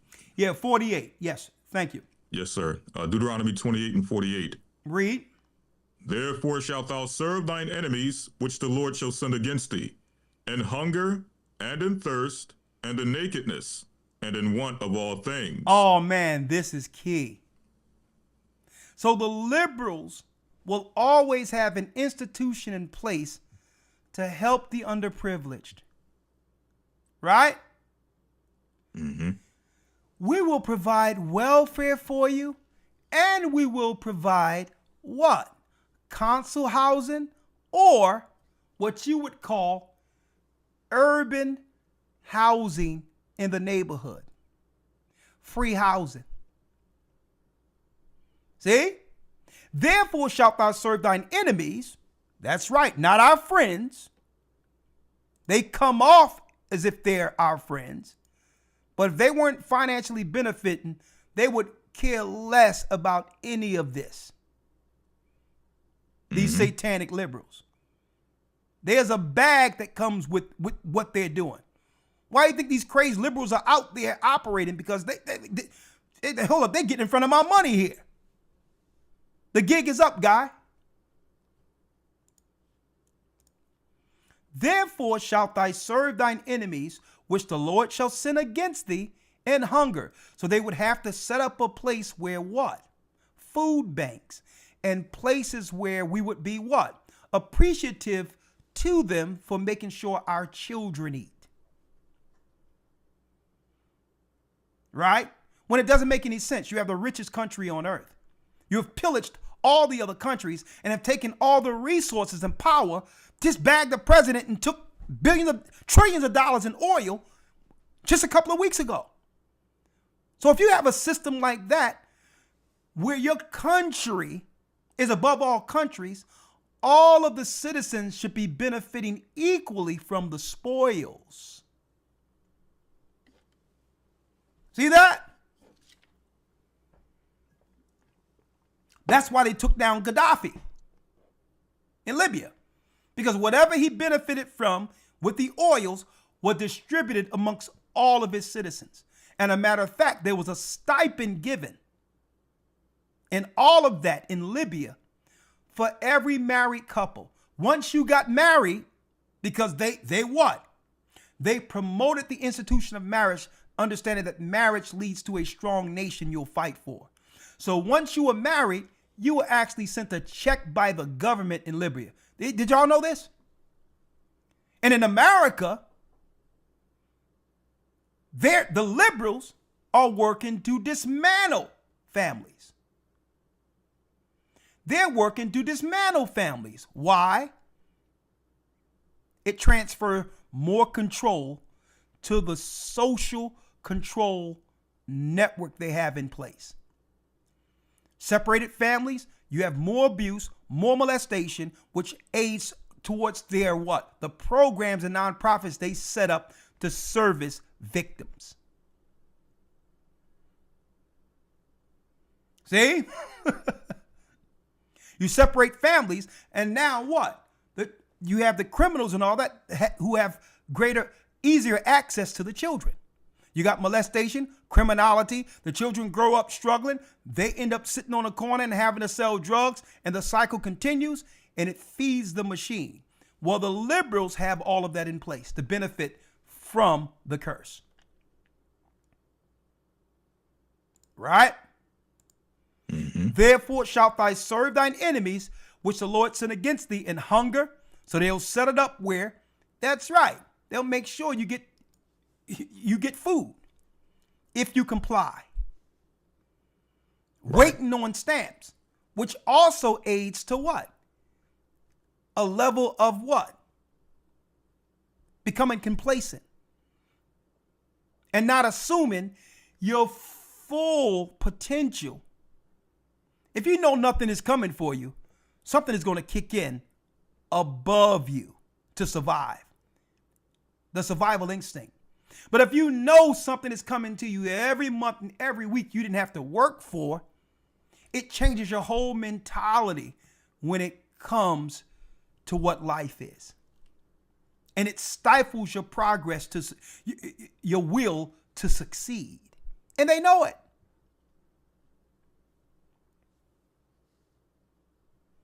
So they'll always scare you into backing the liberals to say, okay, if you don't back us, we're going to take away this and take away that. When really they should be giving you the knowledge immediately on how to live without it. But if so, then what good would the liberals be? Their NGOs, their non-government organizations would become void. So again, the curses is what? Setting up a system for systematic destruction, or a model that can keep the curses in place over the slaves. We have to make sure at least they can eat and have a place to stay, but what? But with requirements. You can't make this much. You cannot be bringing in that much to entrench you on the bottom. Mm-hmm. And I know people who would say, well, if I get paid, I gotta get paid under the table, because they find out I'm gonna lose this or I'm gonna lose that, or won't get a better job in fear of them losing their home. And if the liberals were really down with the people, they would allow you to make more money while living there for a time, but give you some time to pivot. But they can't have that, because you may end up making enough money to live next to them. Mm-hmm. See? These nut jobs that's protesting and all that, they don't live in the inner city. But they'll tell you they living off of what?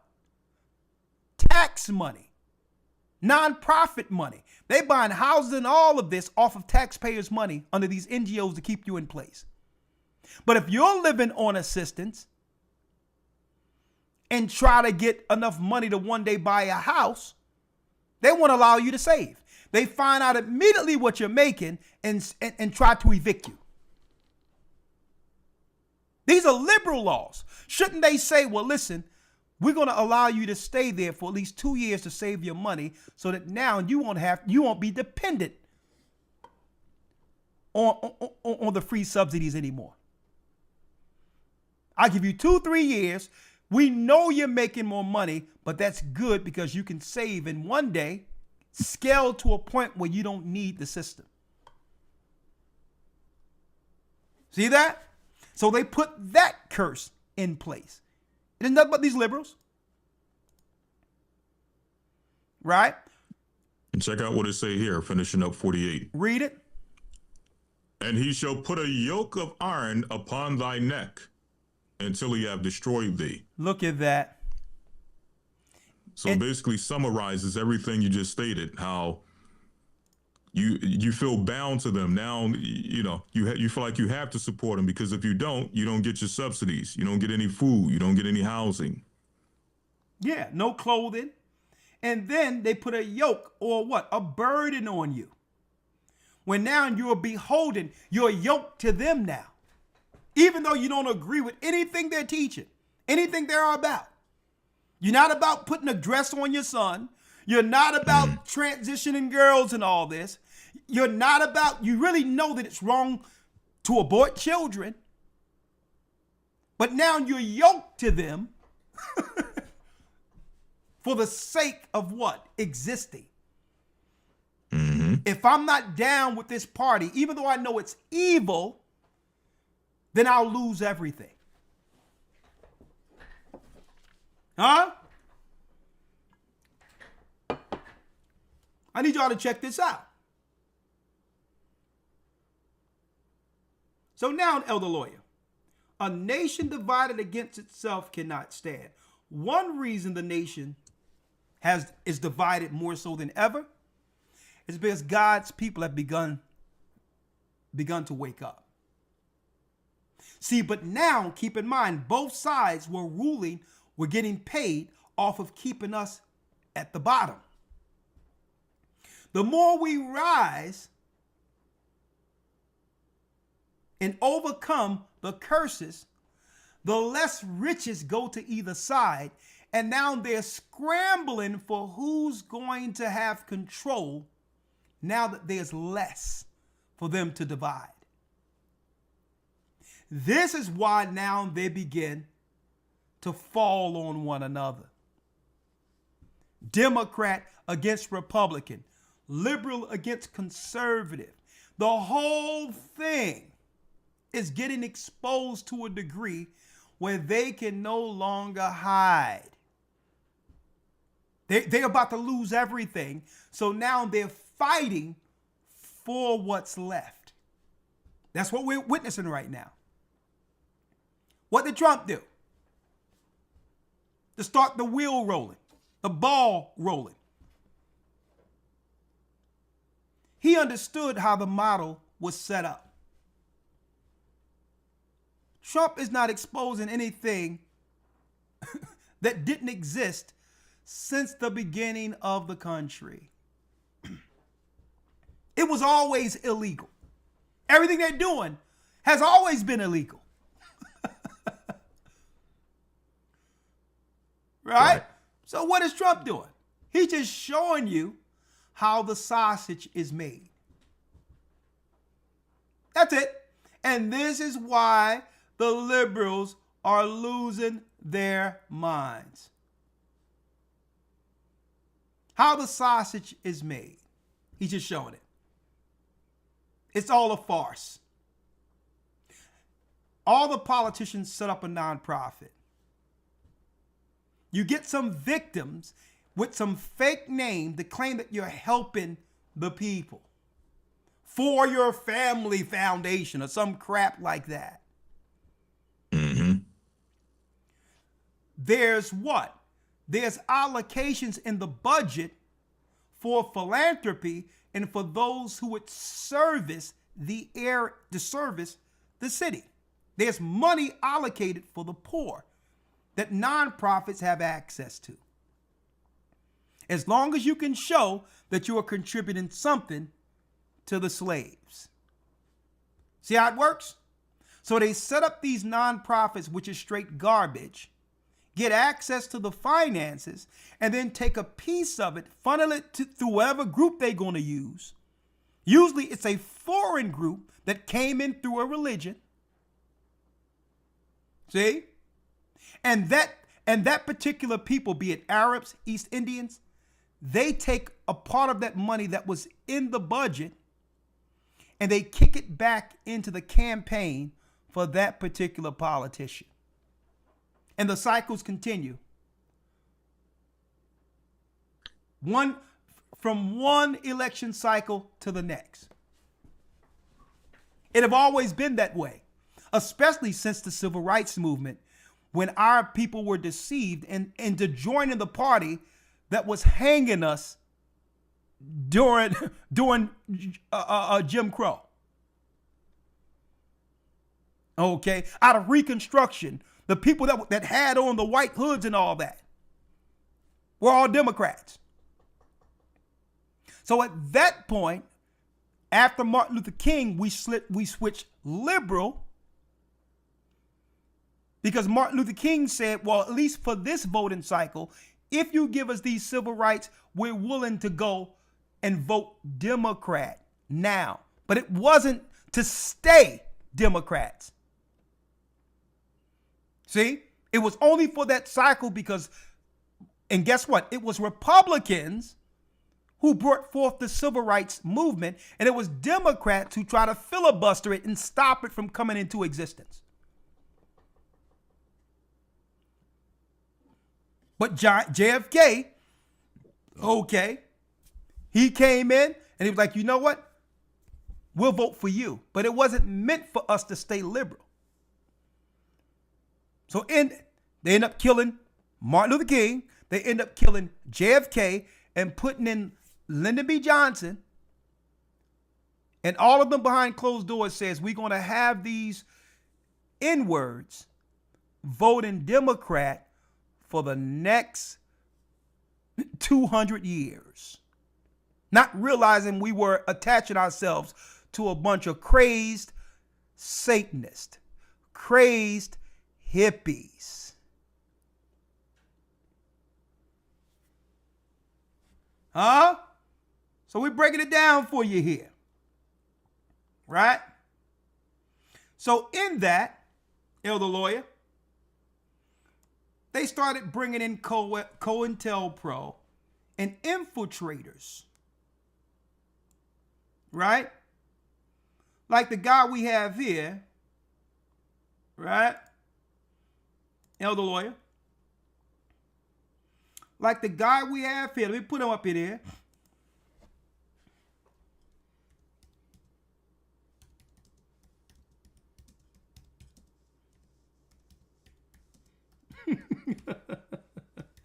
Hold on. Need y'all to check this out.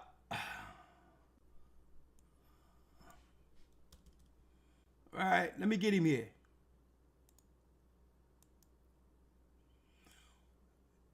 Paul Birdsong, Elder. You heard about him? Yes, sir. All right. Here go your homeboy. Right? I think the DNC pulled him out of their orifices. Every time that there's a protest or something, they pull out some of their quote unquote, what I think, operatives. This was your man Birdsong at the Michigan State Capitol 5 years ago.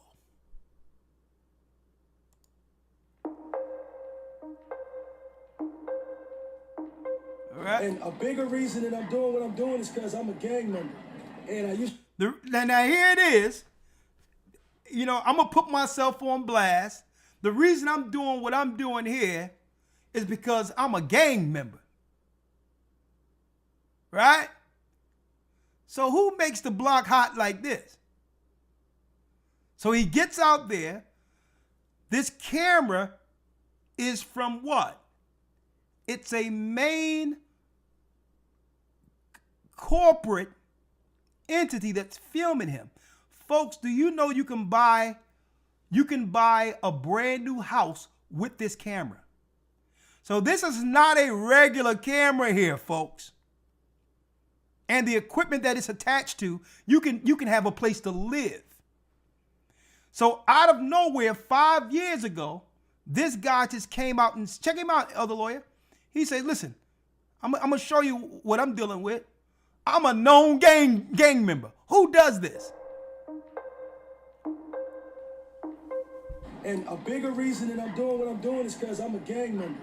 And I used to be a gang banger.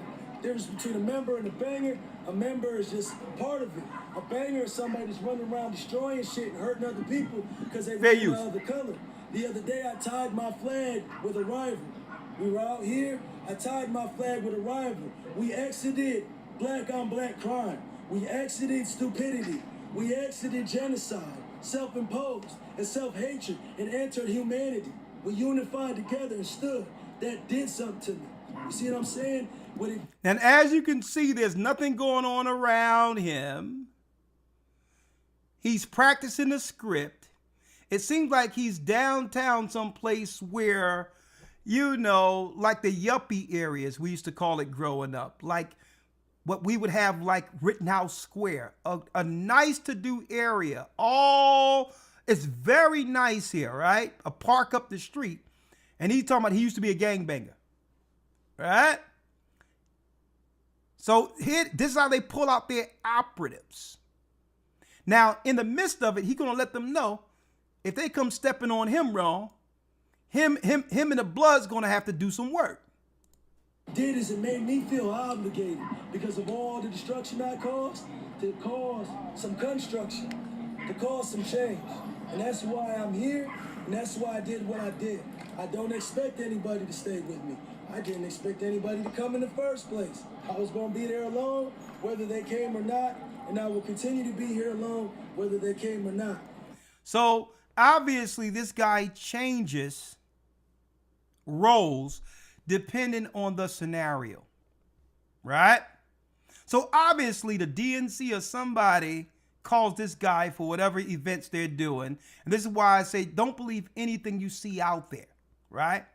Now, I have a vested interest in this because he's trying to tie where I came up from to this mess. They moving him all around, folks. You notice 5 years ago, he was Paul Birdsong at the Michigan State Capitol. So they moved this guy all around. Now, all of a sudden, Elder Lawyer, get ready, because he's about to bring it home. Never run up on me. I guarantee they won't. I'll put a hole in their chest the size of a window. Ooh, you're hard. Showing off. Safe line repair, safe line replace. That's what's gonna happen. They touch me. Oh, scary. So, Elder Lawyer, if they touch No him, ICE agent ever run up on me. talking about the Black Panther Party, he had to roll that back. And ICE protests saying if they roll up on him, he's gonna do what? Guarantee they won't. I'll put a hole in their chest the size of a. He's gonna put a hole in their chest. Now, who would say that? Right. Unless there's a script and or he know he's protected. Now, I'm going to show you the scary part about this, Elder, the deep part about this. I said years ago that they was going to try to switch it up and make religious extremists, makes blacks the face of radical religious extremists in the United States. Right? And people don't even talk like this. Right? Mm-hmm. You would never guess who he switched the name of his organization from now that the Black Panther came out and asked, whose son is this? Like, we don't have nothing to do with this guy. This guy's gonna put heat on all of us. We have nothing to do with this crap, right? Listen to this. Guess what he changes his new organization to? You seen it? Yes, sir. The Black Lion Party. Now, what groups out there at all have lion attached to their names or organizations? Israelites. The Lion of Judah. You can't find an Israelite out there that don't have a lion emblem, be it shirts. Hey, even Iraq a couple of years ago came out with Lionborn. Mm-hmm. So you see what they're doing here? These are scripts. They done moved from the Black Panther Party to Black Lion. And all the Israelite school of UPK, they wear all black. And usually if you see some of what they have, there's a lion in some of their emblems in all of this.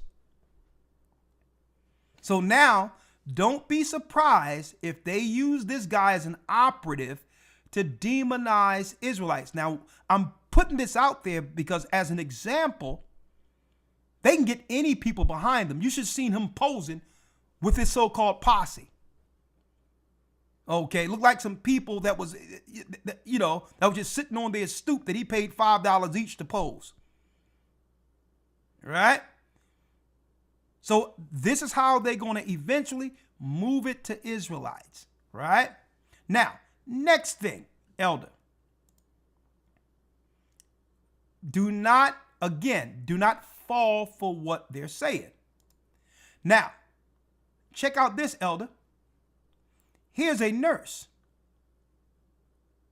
She done came up with a great idea on what to do against ICE agents if they need any health care.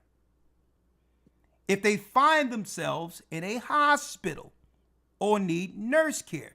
Now, I'm pointing this out because if she think like this here, how many of those people think like this when our people go into some of these institutions they call hospitals? Right. Listen to her idea on what to do with ICE to show you the nut jobs they have in trusted positions, institutions our people depend on to live. This is a nurse. Think about this. And now think about them being celebrated a few years ago when the bug was promoted. Who are these people? Check her out. Tactic, or at least scare tactic. All the medical sabotage tactic, or at least scare tactic. All the medical providers grab some syringes with needles on the end. Grabbed some syringes with needles on the end. Now, let alone, you can look at her eyes, she's bugged out. Let's first start there. Okay? So you get some of these liberal nut jobs who power trips, who get in positions where they relish the thought of having power over others' lives. Right? So when you get some of these quacks, some of these nut jobs, they go into some of these trusted institutions because to them, they get a rush to know at any point, at any moment, I could take a life and guess what? Nothing will happen to me. Right? So these crazed, liberal, crazed white women. Right? All the medical providers grab some syringes with needles on the end. Have them full of saline or succinylcholine, whatever. She even putting out the drug that she know will paralyze and or unalive people. I need y'all to think about, these are the people that we're supposed, that our lives are in their hands. She even put it out there what all the nurses, the liberal nurses, need to do. And now I understand why Bill Gates years ago said, well, if grandma or grandpa, if they are, don't live an extra 3 to 4 months, and we can hire more nurses and teachers, that's a benefit. If we can take away a few months that, of grandma or grandpa, and then we can finance more teachers and nurses, then, but no one wants to talk about that because it's the death panel. So if they decide that, guess what, your mother and father in the hospital, and they want to pull the plug or do something where it saves because now they're not going to get the Social Security or retirement, that money can go towards more teachers and nurses. Now we understand why he was spouting this. Look at what they want to invest in. So this is her answer for ICE. I'm going to play it all the way through. And then you can tell me what you think about this, Elder. Pull it all the way through. Sabotage tactic, or at least scare tactic. All the medical providers grab some syringes with needles on the end. Have them full of saline or succinylcholine, whatever. That will probably be a deterrent. Here is your daily reminder that it is a federal crime to interfere with ICE agents. The woman in this video is an employee at VCU Health, and she is encouraging people to take syringes filled with various liquids and stab ICE agents with them. She's calling these her resistance tips, and since these videos were posted, VCU Health came out with a statement saying that she's been put on administrative leave. People see— Hold up, Elder. So she still is receiving a check. She hasn't been fired. She's been put on administrative leave. All right? Let's check this out. Seem to forget that just because they're sitting behind their phone in either the privacy of their own home or their office, that their words most definitely still have consequences. Kudos to VCU Health for doing the absolute bare minimum and putting this woman on administrative leave after she so blatantly and obviously is encouraging people to hurt ICE agents. Any opinion on this, Elder? The woman who says, and she actually put out the agents to use syringes to use as weapons against ICE agents. Now, think about this in the vein of what we've just gone through when the earth shut down a few years ago. You have anything to say on that? Not much outside of if you're willing to use it for this cause. What stops you from using this same tactic, as she called it? She referred to it as a tactic. What stops you from using this tactic on any other group that you don't agree with or that you don't like or that doesn't favor your opinion or your political views?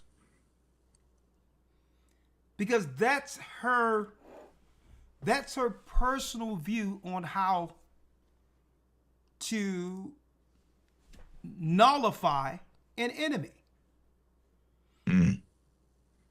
So then we have to really have to understand her view of what an enemy is and what happens when they're under her care. Suppose she have a problem with black people. See that? Right. So if she can do this and say this outright publicly, obviously she's emboldened to do this in the cover of night when no one's looking, knowing that there'll be no consequences if she was to. And who knows how many times they've been tasked with having to give someone this to make their the patients comfortable. So she's desensitized to this point. When they're told to put something in that syringe that they know that's going to unalive a person because the family have agreed to it now, they become desensitized. They believe that giving someone this stuff is normal. They've been doing it so long. So in case any of you missed this, so when I seen this, Elder Lawyer, I was like, oh my goodness. Sabotage tactic, or at least scare tactic. All the medical providers, grab some syringes with needles on the end. Have them full of saline or succinylcholine, whatever. That will probably be a deterrent. Here is your daily reminder that it is a federal crime to interfere with ICE agents. The woman in this video... Sabotage tactic, or at least scare tactic. All the medical providers, grab some syringes with needles on the end. Have them full of saline or succinylcholine, whatever. That will probably be a deterrent. Here is... And let me tell you, Lawyer, this generation is in trouble. Because when we teach this, a nation divided against itself cannot stand. What's one of the biggest issues plaguing America when it comes to family and all that right now? The fact that it's not just a divide between the conservatives and liberals. Men and women have been totally separated. I need you to think about this. In the scriptures, it talks about the lack of men at the very end of all of this. And what she just put out there, she just gave women ideas who are nurses. And you ought to think about this, folks. We're coming in a time where things are going to be harder. Money is drying up. Jobs are drying up and all this. Relationships on the rocks. And you're going to have a lot of women, after seeing this, that's going to find out about this, who works in nursing places, who's going to be using this as a weapon. Especially against a man who have an issue with and all that. The relationship ain't going right, or he done went out and now he's doing what he want to do. I'm going to tell y'all folks, you're going to have a lot of women saying, what is this again? Using Google, looking into it, nurses and all that, giving people the tools they need against men. It's coming. And don't tell me, Elder Lawyer, I'm showing my age right now. Don't tell me it's not going to happen. Lorena Bobbitt, she was on all these talk shows. Oprah was talking about it. Lorraine Bobbitt, she went, her man was doing wrong, and then his wife castrate him and go throw his member on the road. And on the talk show, all the women were laughing. And then there was an uptick, an epidemic of men getting separated from their situations. Right? When Waiting to Excel came out, and Angela Bassett put all those clothes of her husband in the car and threw a match and walked away. Folks, we up in the hood and cars is on fire. So I'm going to tell you. So don't tell me that people who are watching this isn't going to do this and use it as a weapon. So it's when I put here, a nation divided against itself cannot stand. This nation is divided on every level. The Most High separating the Israelites from the Gentiles. Us coming back to Christ. On top of that, the liberals are now fighting against the conservatives because their money is drying up. And guess what? Their gig has been exposed. Now, some people might ask, well, why is Esau, being the conservative who's always been down with the liberals controlling us, why are they now exposing the grift? The nonprofit grift that kept us enslaved? Well, if they're being paid to keep us under control, and we found out without their help that we're God's people, and they can no longer control us in their institutions. Let's get there real quick. Deuteronomy 28, Elder Lawyer, and 28 and 64. And 64. Let's read that. Yes, sir. Deuteronomy 28, verse 64. Okay. And the Lord shall scatter thee among all people from the one end of the earth even unto the other. And there shalt thou serve other gods, which neither thou nor thy fathers have known, even wood and stone. So in the curse, we would serve other gods, predominantly the gods of the Gentiles, like Nimrod and Semiramis under the Catholic Church when it comes to the wood, showing a dead man that have nothing to do with Christ on a cross as a form of religious control. Stone represent that rock in Mecca, which has nothing to do with Abraham.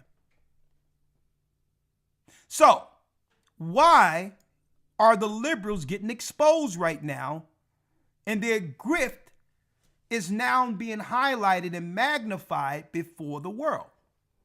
It was their position to keep us from ever finding out.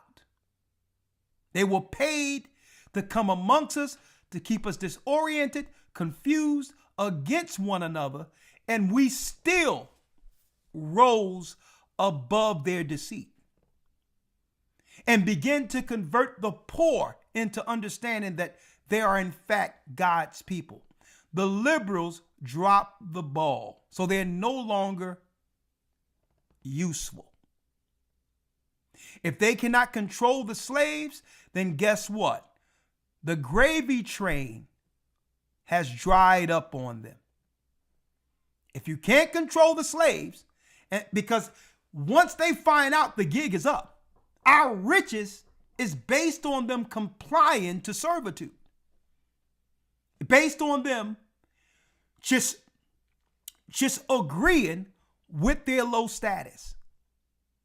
We put y'all nut jobs in place to keep them disoriented, confused, and that's what your paycheck is for that. Now our people are questioning everything. We're questioning shots. We're questioning the educational system.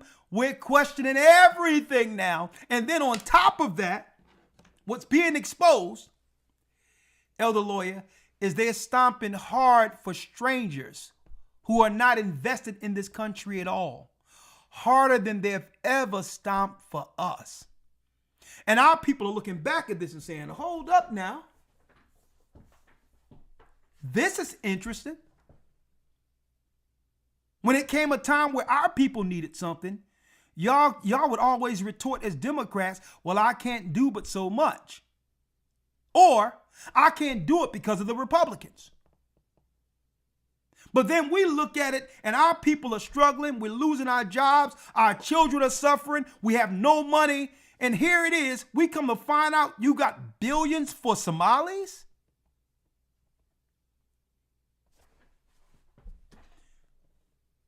You know, Judah started looking at this and like, well, hold up now. The math ain't math in here. We've always backed Democrats. We've always been behind you, even if we didn't agree with your immoral ways. Without us, none of you would have positions. So when that light came on, Elder Lawyer, and our people started looking at our condition and say, well, hold up, out of nowhere, you can find money for people that you have no vested interest in, people from someplace else, somewhere else. And it changed the whole game. Because a nation divided against itself cannot stand. And they've totally disrespected and offended their only voting base that kept them in position. So there's another divide there. Judah from the Democrats. And it doesn't mean that Judah is going to become Republican.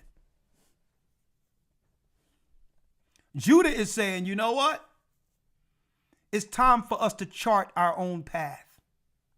Outside a system from either side, Democrat or Republican, who both are incentivized to keep us on the bottom. And the Most High made it that way. Because the only path that's out there outside of this system, the system of slavery, is the truth of Christ and the knowledge of who we are.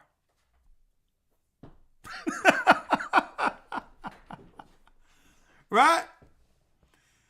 So now our people, Elder, are saying, okay, now, on top of this, Elder, you got Nick Fuentes, right? A card carrying, unapologetic racist. But guess what? I respect Nick Fuentes. Okay, I respect him because he's one of the few that's willing to speak honestly with how he truly feels. He's not like the liberals and others who feel disdain against us or against anything, but will conceal their evil intent by smiling and agreeing with us the whole time. One thing I can respect about this guy, you know what? He's gonna shoot straight. He said, listen, I'm for white people. I'm for conservatives. He says he's for white Christians. He don't have to apologize for it. He's for his people first. Thank you. On top of that, he's saying, well, listen, he don't want to pay no tax money where in his country he paying taxes for is being controlled by an outside entity. He's exposing Israel as the true controller, as he mentioned, of America, which is what? A conflict of interest. So now there's a divide between the white racist Aryan and or the white racist Jew, because there's white racists amongst all these different groups. So now they both agree to keep us enslaved. And now they're going against one another. Right? So how can America stand? Being divided more so on every level than it has ever been since its inception. It would be impossible for a country as divided as this to survive long term.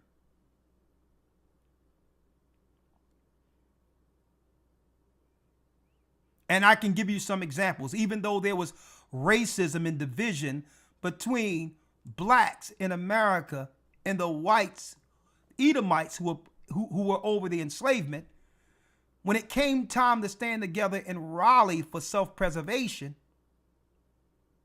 we united because we had something in common. We had families. So when there was an outside threat and there was a war that was declared, we put those racist things aside to defend our families. Every war, you can name it, be it a lot of people don't know this, the Revolutionary War, where America so-called gained independence from Great Britain. That couldn't have not have happened without the blacks. With a promise, and they reneged on this, with a promise to not enslave us, or to keep it, or work a program to eventually move our people out of slavery into the constitutional rights as what? An American citizen. A lot of people don't know this. We fought in those wars. The Civil War. Guess what? The North would have lost if we weren't there. Every war, we were there. Right? But now it's something different. We're sitting back and allowing them to carry the whole burden of Babylon, Elder Lawyer, alone. And they don't know how to deal with this iteration of Judah.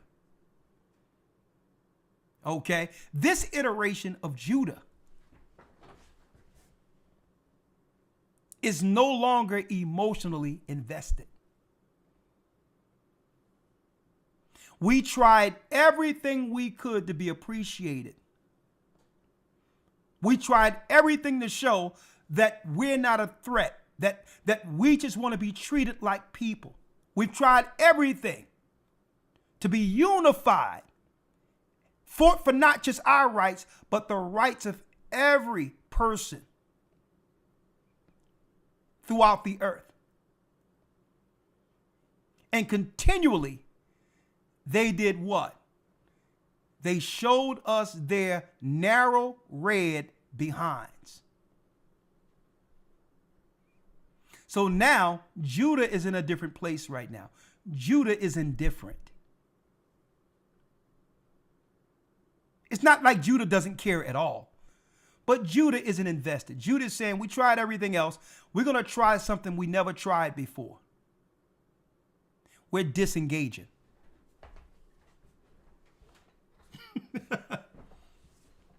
We're going to read our books, read our Bible, follow our God, and get our issues together amongst us.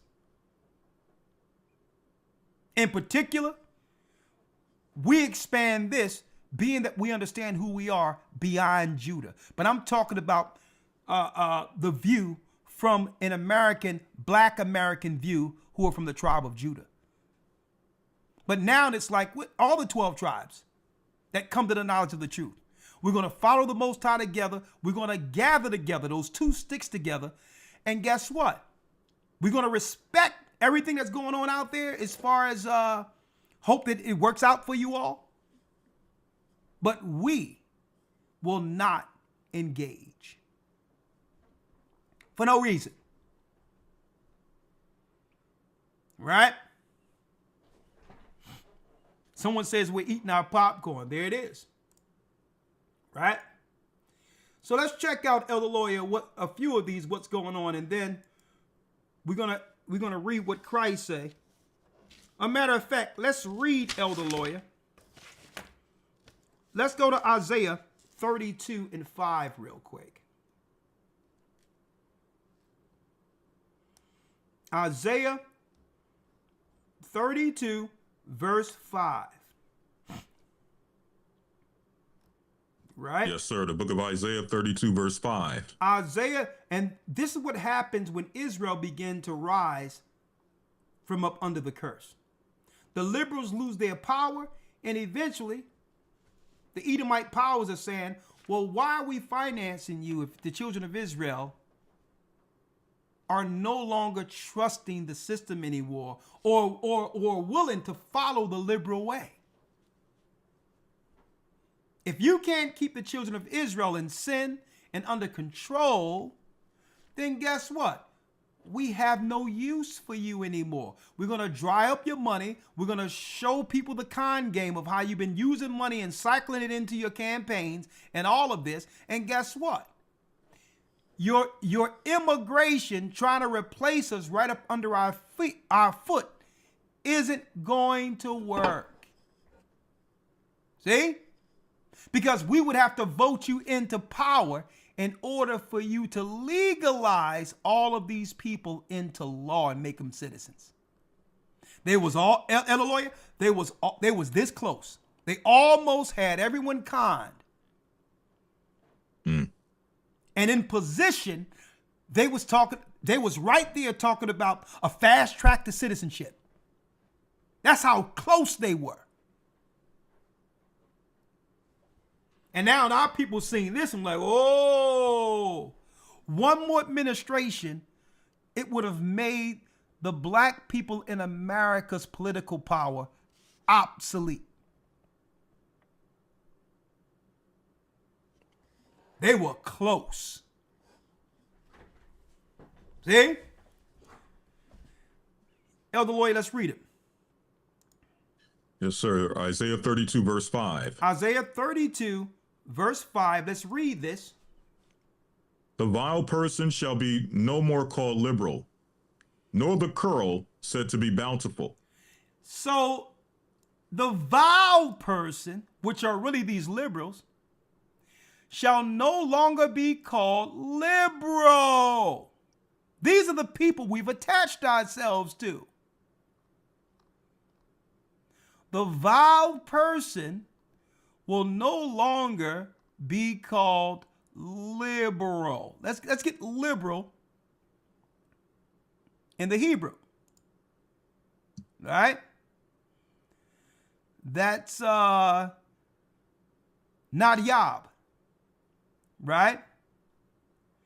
Voluntary, that is generous, that is hence magnanimous, grandy, free. Don't forget, free sex, liberal, and all these others. Liberal, noble, prince, willing. Right? So it says the vile person shall no more be called liberal. There are your liberals right there. Nor the what? Nor the curl said to be bountiful. Nor the curl said to be bountiful. Right? Now look at, it says the curl be bountiful. Right? Being financially grandized and all these others. Look at the word curl according to the Bible. Kalalaya or kalia, which is what?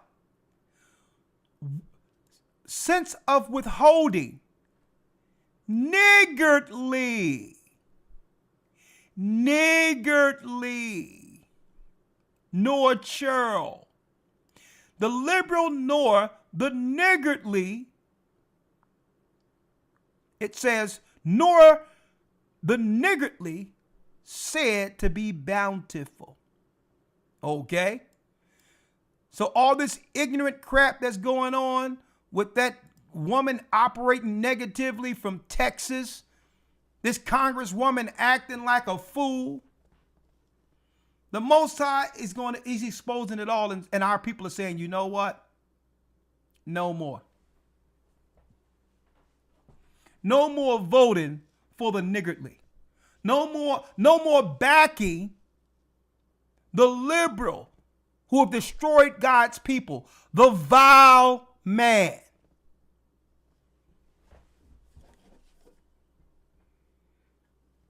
The Bible exposes everything. They tied our people to a bunch of fools. And now that they can't control us, all of these Satanists, these liberals, have become expendable. That's why they're crashing out all over the place. And folks, it's not just Minnesota. That's just the beginning of it, because that model had been set up everywhere our people are to undermine us. That same system over there. And we didn't know what the systems were, seeing these Muslims come in, these East Indians come in, because we don't conversate with them.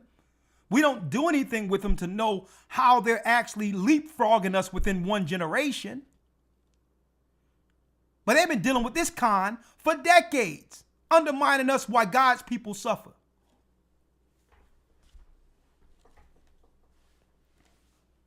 Huh? A nation divided against itself. Matthew 12, verse 25. Let's go there real quick. Matthew 12, verse 25. Then after this, I have one video to play, and then we're going to open up. We're going to open up for calls for those who would like to call in or come in through Zoom. Right? Let's get the last scripture, Matthew 12, verse 25. That's right. Matthew 12. So we're going to sit back, read the Bible, pray to the Almighty, and eat our organic popcorn and watch Babylon does what it do. According to prophecy, Babylon the Great is fallen. It's fallen. Why is it fallen? Because you're not going to have God's people helping you hold it up anymore. It's a thankless job. We get nothing in return. And I'm going to tell you how the Most High does this, Elder Lawyer, to show you the hypocrisy. The same people who claim, oh my God, the taxes are going to be overwhelming. We're not going to be able to bear anything. The whole system is going to shut down if there's any reparations for the children of slaves. Only to find out not too long ago, they've been giving billions to other people right up under our nose, telling us, even while Barack Obama was there, that no one can do anything for the people who built the country. At the same time, trillions going into Israel, a foreign nation. Hundreds of millions went to the Ukraine. And our people were looking at it like, well, okay, I'm sure, that's foreign things that we probably don't understand. But I'm going to tell you what got up under our people's craw. When they seen how much money was being given away within the borders, within the country, under the black and brown people, and none of our people who built the country received anything. At the same time, they're telling us they don't know where to find money for the people who actually built the country, who've been taken advantage of by all races of people, including the people they bring over here to look down on us. I think that's when our people started looking at it like, oh, hold up. Okay.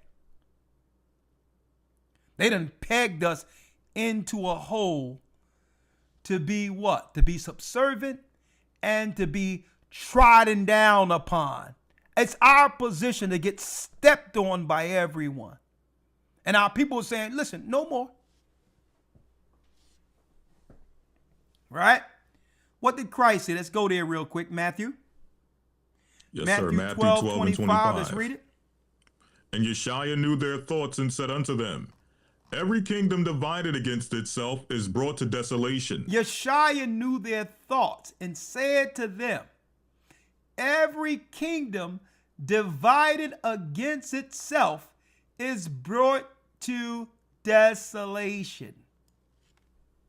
There's no way America can survive with how individuals and races are divided on every level.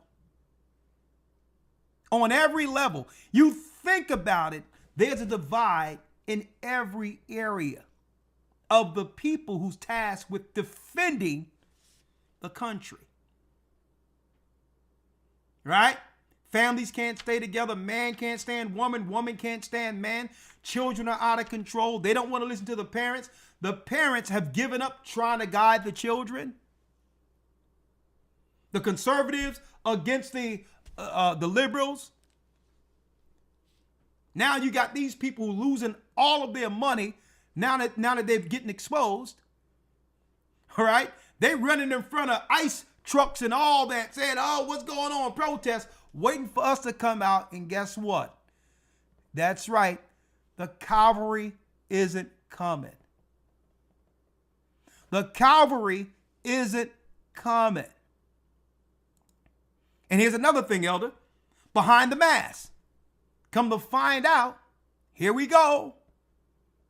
A lot of these ICE agents are foreigners from from African villages, from the Middle East, and all of that.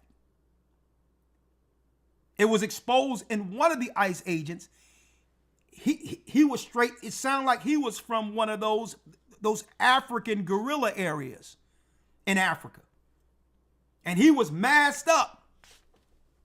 So not only do they have this thing happening there with the so-called illegals, no one is talking about the foreign agents behind masks who are from other places, who can be now utilized for other law enforcement missions. Years ago, we were talking about how they was going to bring in foreign troops or whatever when it comes to disarming America.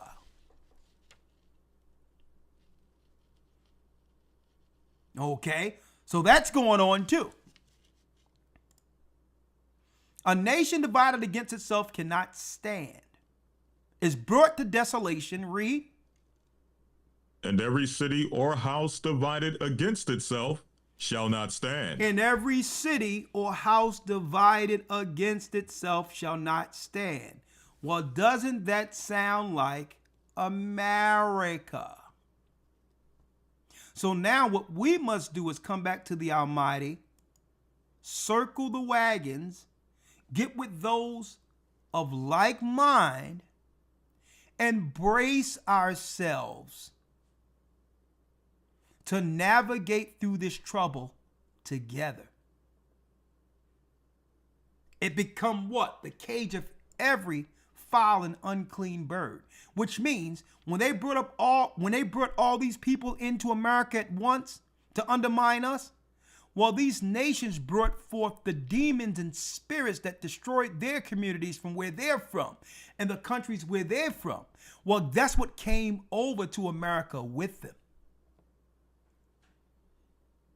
And that's the price they were willing to pay to keep the child of Judah in particular from ever rising, knowing our task is and was to wake up the 12 tribes everywhere. So the price the Gentiles had to pay was to bring all these people over, knowing that once you bring these people over and divide the family through all these social programs and all that, that eventually they was willing to sacrifice the country to keep Judah from ever rising. See? And now they've opened up the proverbial Pandora's box. There's no reeling this back. There's no reeling this back. What they have allowed to let loose will not stop working until Babylon is no more. The only refuge is the new Noah's Ark, who is Christ. That's the only refuge. They have done so much destruction to family. They have done so much to divide the man and woman. And all of this, folks, is because they could not stop what the Most High was doing with our people in the awakening. They're throwing everything at us at once, and we're still rising. We're still rising. And guess what, folks?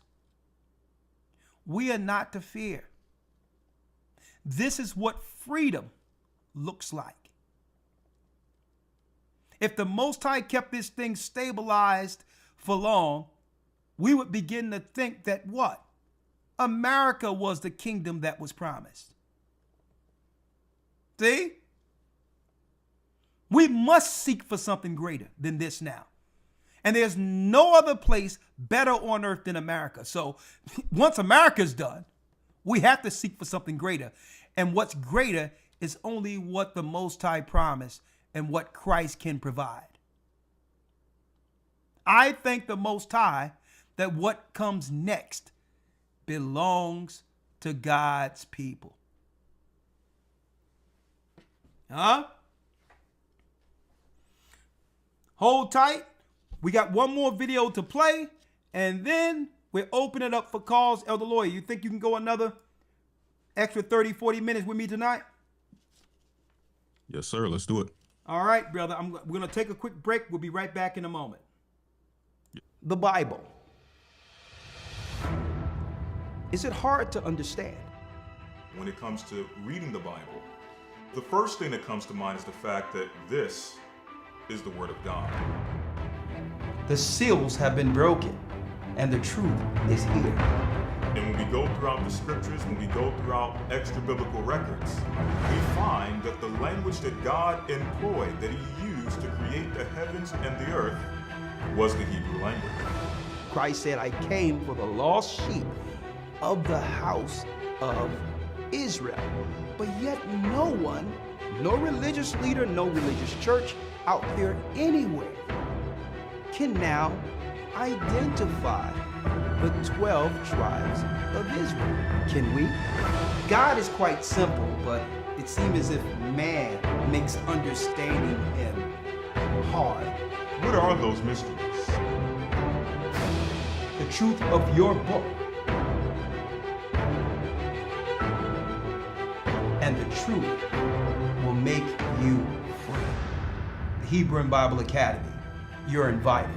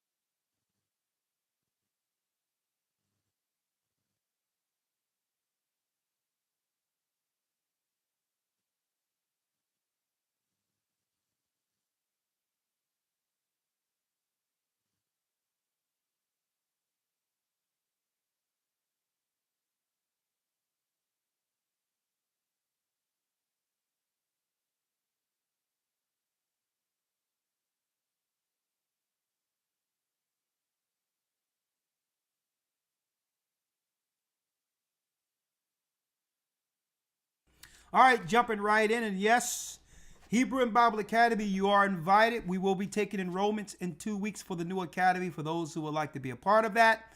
Go to historytimes.org, historytimes.org. Let's hear what some of our people are saying concerning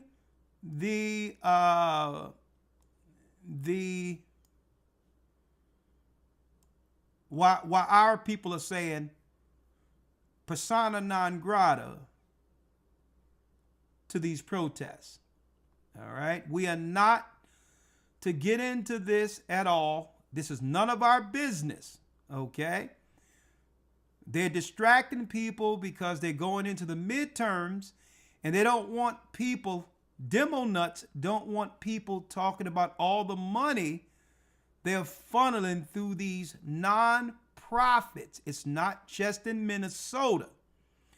The protest they're doing is to take the lens off of all of the shenanigans that's not just in Minnesota. This stuff is everywhere. All right?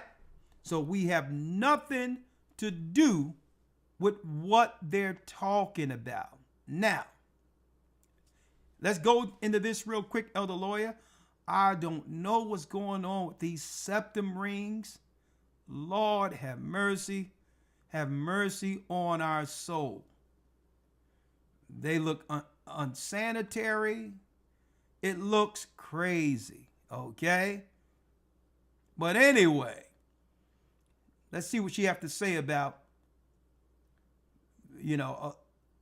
now, I don't understand why they titled this, Elder Lawyer, Immigrants Enraged with Black Americans Are Not Protesting for Them. Immigrants have no problem with our people not protesting. Illegal immigrants have a problem. Okay?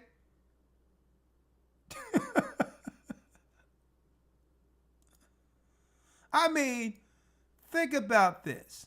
We travel to how many different countries? Like 3 or 4 separate countries, right, Elder Lawyer? Gone. Probably more, right? We did France, the Greek islands, Egypt, England. UK, yeah. Right? Right. And there's rules in place, right? Mm-hmm. While I was in the Greek islands, dealing with, because, I'm a singer by trade. I'm a songwriter by trade. I did jingles and all that. You was there when I was over there. Right. And because we have to sustain. We have to use our talents to sustain. So, here it is. They're making all this money on Saturdays off of the entertainment or whatever the case is, right? And I'm like, well, right. you know what? We packing the place and all this Saturday nights. And I said, you know what? I got some money saved. I said, I'll tell you what, let's invest in a friendly type of entertainment thing. Kids can come over. When people come on holidays, it could be more so friendly entertainment for the family. I'm like, you know what? I saved some money. Let's buy something that we can fund what we would like to do for our people. Right?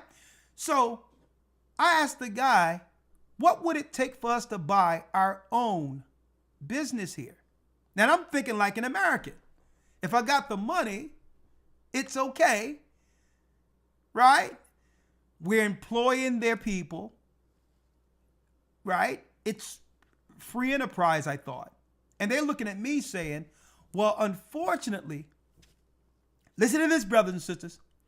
You can't set up a business unless you bring in another citizen who would have 51% of the control over the business who's a citizen. I'm like, okay, all right, let me make this clear. My hard-earned money that I've worked towards, saved, I put the money in and get some Joe Splo from your country to become the controller of the country. And all he's bringing is the fact that he was born here.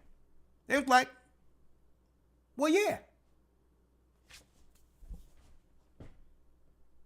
I'm like, does that make any sense to you? It's like, of course, it makes sense. It's more you than us.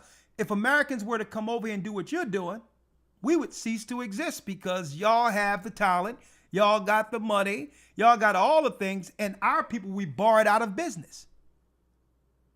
So not only would I have to get citizenship, I would have, and in Egypt was the same way.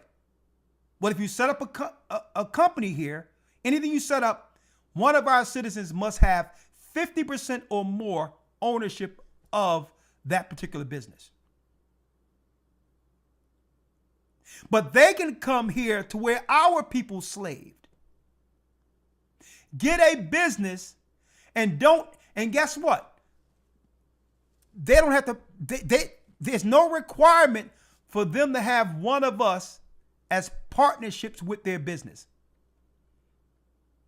While in the same neighborhood, they prop them people right where we live, knowing the laws back from where they come from would prohibit me, our brothers and sisters here, from doing what they're doing in our neighborhoods.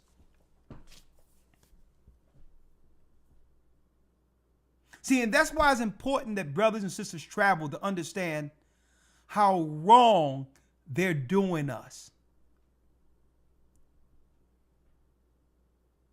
Man, that was an eye-opener for me. I'm like, so let's make it clear. I gotta go in business with some people strictly because you were born here. And I'm the one making the money for everybody, and now this person gets 50% while my people are suffering. Make that make sense. But they'll come over here. So it ain't about immigrants, folks. Immigrants have no problem because they went the proper way for citizenship. These nut jobs are trying to overrun and undermine us with a bunch of illegal people, which means criminality and everything will go up in our neighborhoods. And now our children are being assailed upon. Our children are being unalived.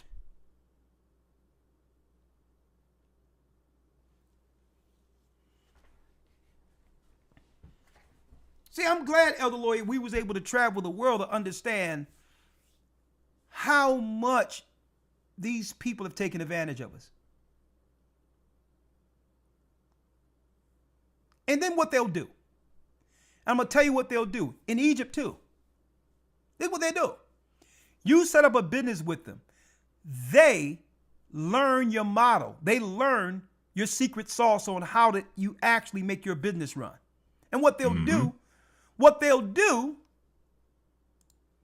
is they'll have their cousin set up, or brother or someone in the family set up the same business 2 doors down or a door down, and then sabotage your business, and now they own 100% of it. Because don't forget, they start doing some crazy stuff, and you hear from America, you know what I mean? You're going to step to them. You're going to show forth some level of, you're going to bring it where there's some conflict. If you're going to try to steal something from, you're going to raise up and say, you can't steal from me. And then if you say something when they're trying to steal from you, all of a sudden here comes immigration. See? So they'll take your ideas while you're in another country, find out how you're doing it, set up a shop right up the street with the government complicit in this. Sabotage your business, and if you say something, immigration will move you out of the way, and now they have stolen the whole idea. And folks, it's not like that just in Egypt. Even in the parts of Africa where our people are, Ivory Coast or whatever, it's the same deal. So that's why I'm not dealing with that crap. Right of return. That's a grift. That's a scam. Or why don't you come over here? You got land. No, they give you a 99-year lease. And it won't take them 99 years to get that property from up under you once you put your money out there.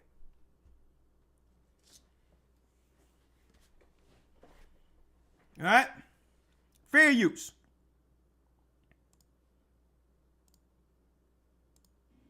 Y'all are focusing on why don't black people care what Trump is doing.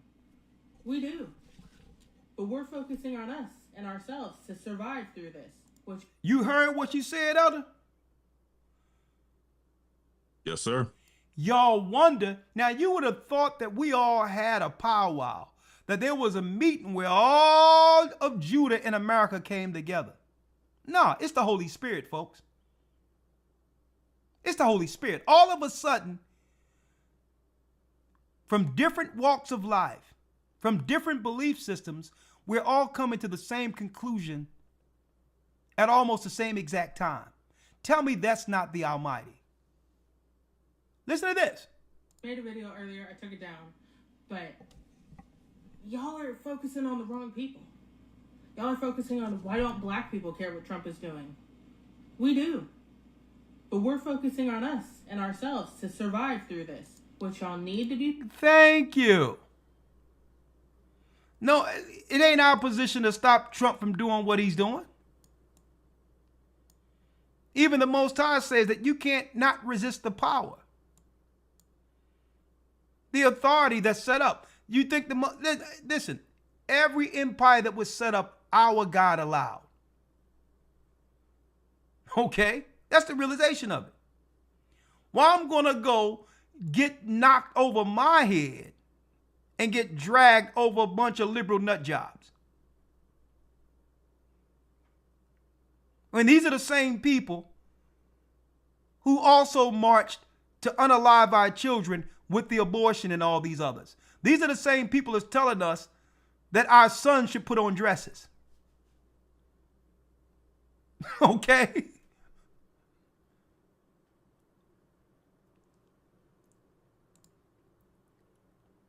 Be focused on instead of, well, why aren't black people actively protesting and doing all the things that they usually do? One, because we told you we're not going to do that anymore. Okay? We told you. Y'all didn't listen. Two, because we can't help you as much as the people you need to help you. Okay? You need white people. You're focusing on black people, you need to focus on white people. You need to get their attention, their compassion, their empathy. And that's a great point, because they told us in America, Elder Lawyer, that white people were the majority.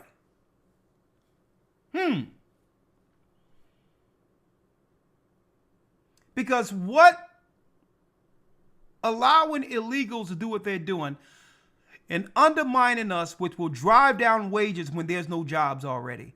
How is protesting against that benefiting us? When you know the corporations brought up a lot of the companies here to send workers from their country to work here for lower wages. So, folks, these people didn't just walk over without a plan.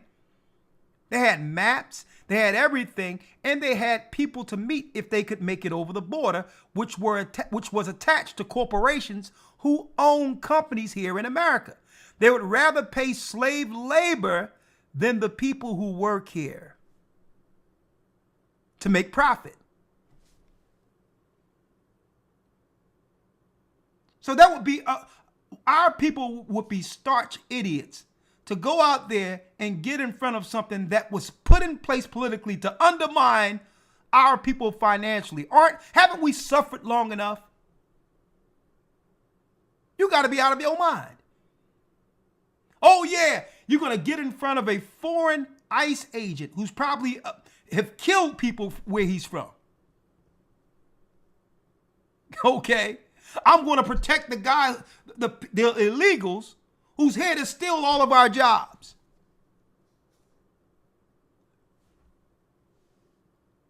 their social and political power. You're focused on the wrong people. You're focused on the wrong demographic.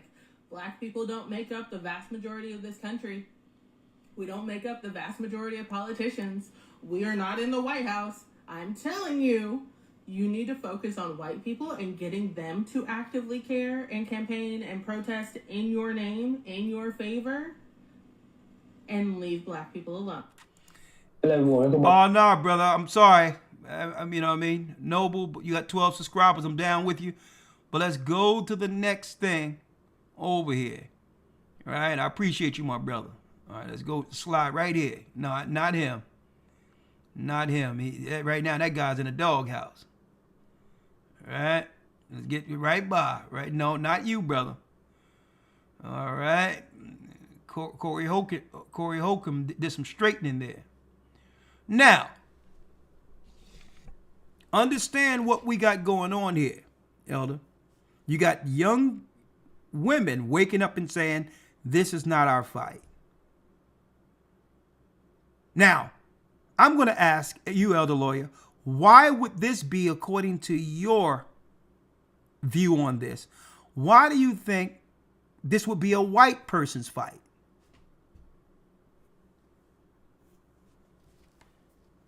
First and foremost, they have the most to gain. Like what?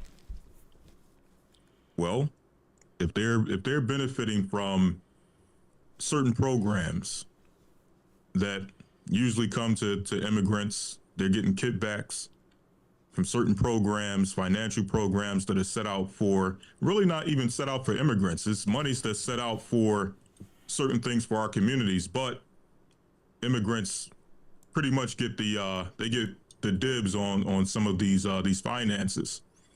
And then you have, as we mentioned earlier, the white liberals who somehow, some way find a way to get kickbacks out of this.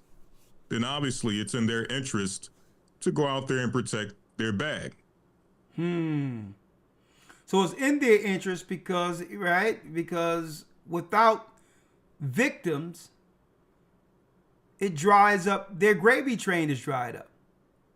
Right, exactly. Interesting. Let's see what else they talking about this all over the place. Right? What do you think about these Black Lives Matters? Let me see. And another thing, Black Lives Matter is not a black organization. All right? It's a white liberal nut job organization. Okay? If Black Lives Matter in America, then they would have all came together and gave reparations to the children of slaves. All right? That's the only time Black lives is going to matter. All right? Find out what you gave to Holocaust survivors, Israel, Ukraine, illegals, and guess what? Stop all of that and give it to the people who built the country, and then we'll realize that Black lives matter. Okay? Get out of our schools. Get your health, death care, mental health garbage out of our community. Leave us alone and allow us to find our own way with our families. We do not need your help for anything outside of getting out of our way, staying out of our way. How about that? Black folks not marching. See, it's stuff like this is the reason why my people ain't marching for y'all. Listen closely. Over equality. Wait your turn, and to those young Raza or Raza want to believe that, you better turn your TV, brother. You better turn your radio back. What do you think about these Black Lives Matter that they want to be paid for being, slaves and all that? Reparation. You talking about reparation? Well, I heard they passed in North Carolina. What? It was a small little town in North Carolina that passed reparations for whoever's over there. I'm sure they'll try to do something out here in California. I think they already actually got a little board going that they're going to start looking into it. That's what we, the Raza, need to step up, protest, and I'm talking major, and turn around and tell them, no, nobody get reparations until the Native Americans and the Mexicans get ours first. We've been working to the... Now, see that? You got people who came over, Democrat shills that put in place to undermine us, who wouldn't have had an opportunity unless our people bled our blood soaked the ground of this country, who's sitting there on a podcast saying, well, blacks shouldn't get anything unless the Mexicans and North American Indians get theirs first. See that? So this is what? These are Israelites who have taken on Edomite talking points, not realizing they wouldn't be here at all if it wasn't for the struggle that came through civil rights. Right? So this is why the Bible says that the Most High says that he must what? Magnify Judah first, so that the tribes, that the others will not magnify themselves. That he must raise Judah first, so that the tribes of Israel doesn't what? Magnify themselves against us. They'll come over here and take sides with the people who oppressed us and did all types of diplomatic destructions on their particular country, which led to them having to come here in the first place. The same people who destroyed their country are the people who've enslaved us. And they'll come over here to the Americas and side with the people who have always destroyed Judah. And this is why we're sitting back looking like, this is interesting. Here it is, Elder Lawyer, when I got the knowledge of the truth, yourself and others, the first thing we're thinking of is, well, no, it ain't just about Judah. Like Christ says, it's time to gather the 12 tribes together under one king who is Christ. And love each other equally, knowing that we all have our separate curses and oppression under the same people. And these people would get a microphone in front of them. I'm going to show you the disrespect. We've always fought for everyone. And they'll come to where we are and say, well, no, y'all don't deserve anything. And I'm looking at this. And you wonder why Judah right now is saying, you know what? We're good. Sellouts. Now, of course, this is not the norm. This is not the representation of the 10 tribes that we come accustomed to knowing and loving. And the people amongst our church, they're nothing like these people. Because guess what? We have some of these, a lot of these, amongst Judah. Right? But I just wanted to point to this and say, you know what? It's deep. The disrespect lies deep with people who come over here without knowing the history of how they garnered the opportunity to be here. With what we had to suffer for all of the tribes. And it's a shame because, I don't think these brothers here would like to put their face, based on what's about to happen, I don't think they want their face out there with these particular type of sentiments. Because Esau and the powers that be, like Nick Fuentes and others, isn't going to give them a pass because they betrayed us. They're not going to get a pass. Right? This couple not longer, so I don't want to hear it. Because it's not fair, dog. How are you going to give a bunch of money to a specific group? This is the United States. Listen to this guy, Elder Lawyer. I think this is a brother. No, I think he's from Issachar. How are you going to give money to a specific group? This is the United States. Holocaust survivors, anyone? Right. Ukraine? Anyone? Mm-hmm. So he has a problem with it actually going to the people that deserves it.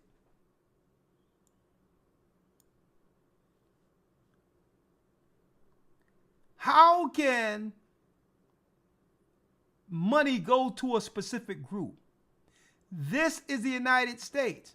There's money that's earmarked for who?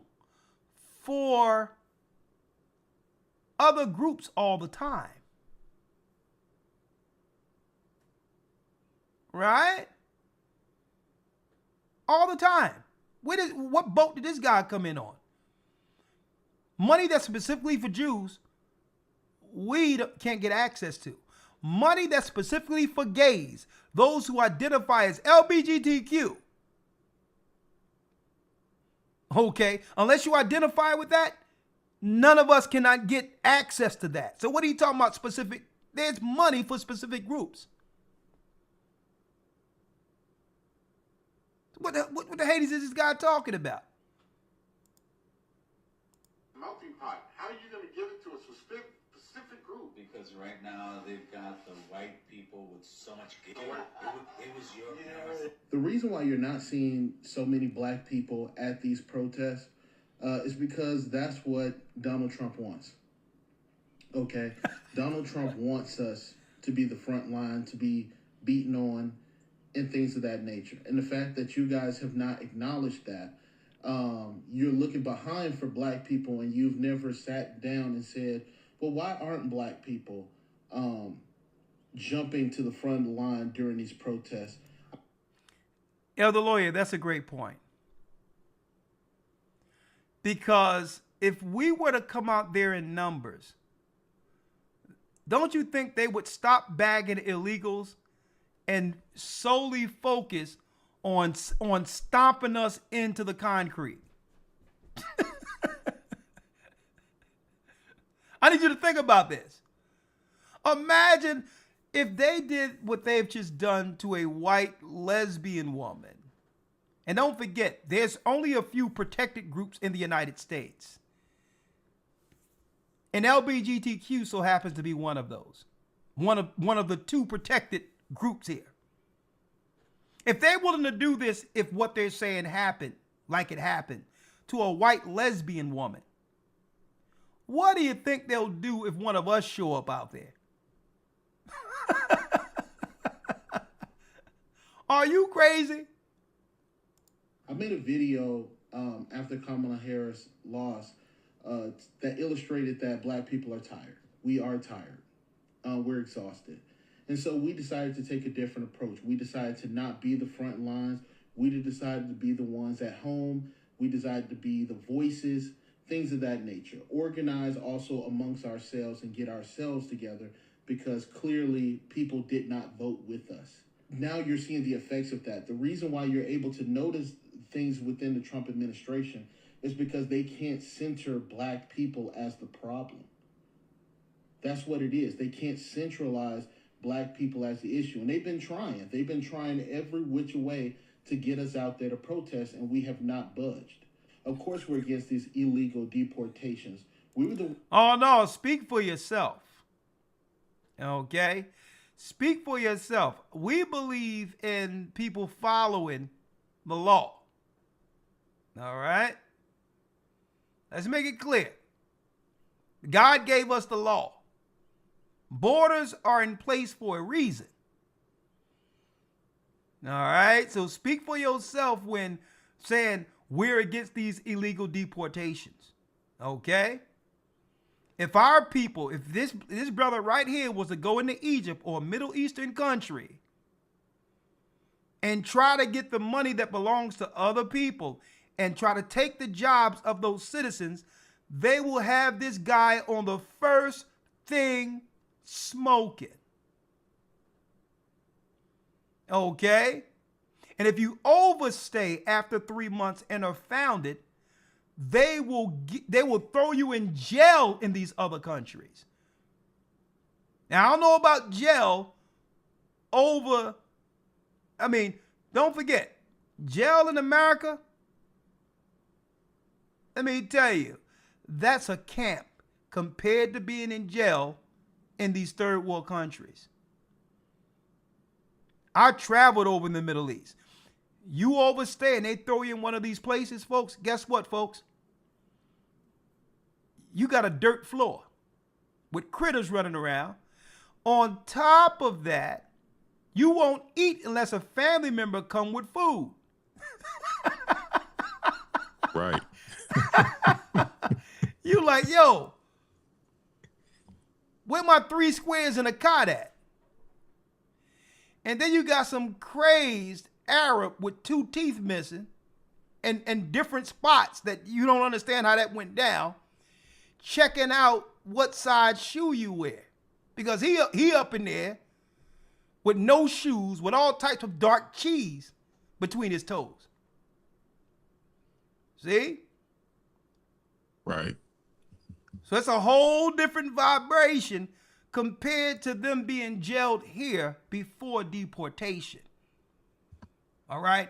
Where they're being held to some degree, I'm going to tell you, it's like a 5-star hotel compared to where some of these people come from. So no, brother. No. All right, let's get this straight.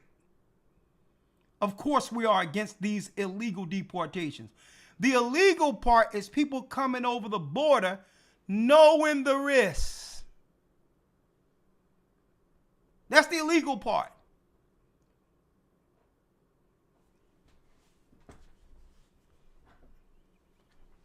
So that's why people have to travel. You have to broaden your minds and understand what's going on here doesn't make any sense.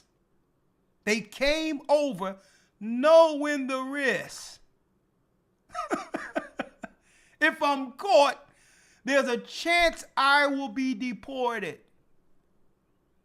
Nowhere in the world can our people travel like this and undermine another country and take finances off of the foods of the citizens' table and not expect deportation.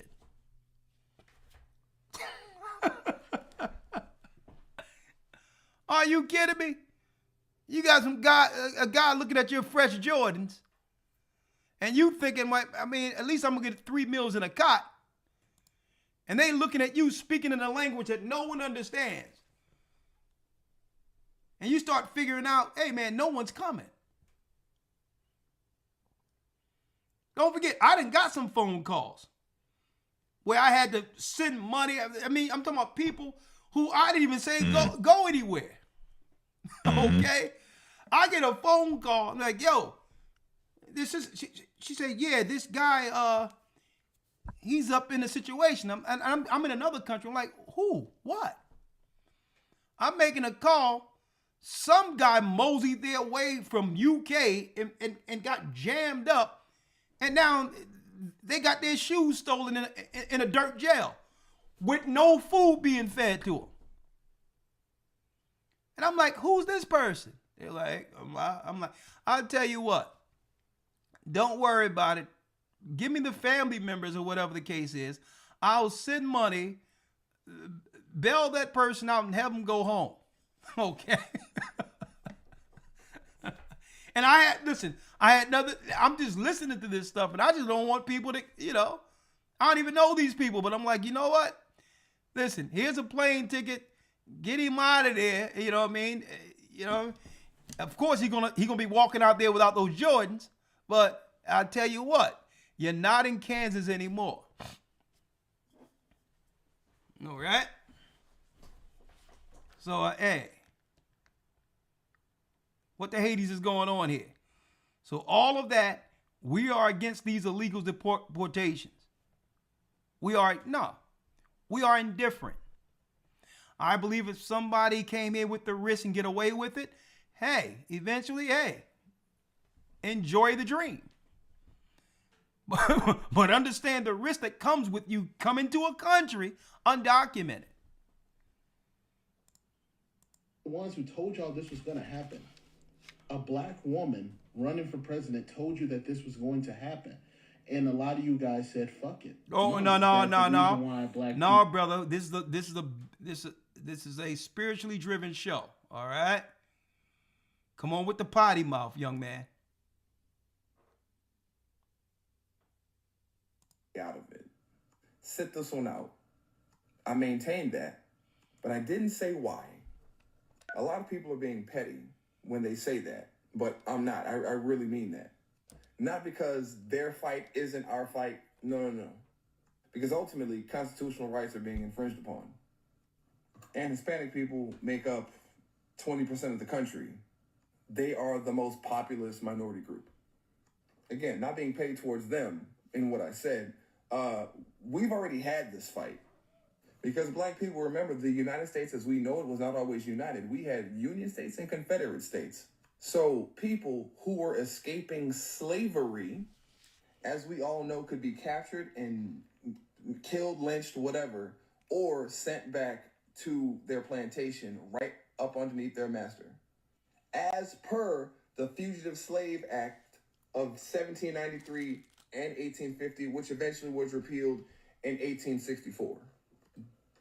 That Fugitive Slave Act is the outline of the ICE as an organization. It's literally the outline. Black people, we've done this already. Our time with that then came and went. That's already part of our story and our history. Hispanic people have an opportunity because... Okay, I got to correct this too. Right. And I got to correct this because when his history is correct, but we had no other place to go. Okay. And neither did we come here willingly. Yeah, we did not come here. Somebody get Deuteronomy 28 and 68 again. The belly of ships. We didn't volunteer for this. We didn't sneak over the border and then start shucking corn and picking cotton. Right. Right. Oh, matter of fact, let me run over the border and join a plantation.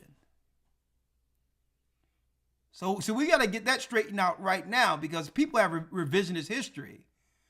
No, we had no other place to go. When we were running away from the South, we were still within the borders of the United States of America. So this comparing that and all of that, no. These people it's no separating from their family. If you didn't follow the law, you have a place where your family was before you broke the law. The family can still go back to where it came from. I mean, what is the discussion here?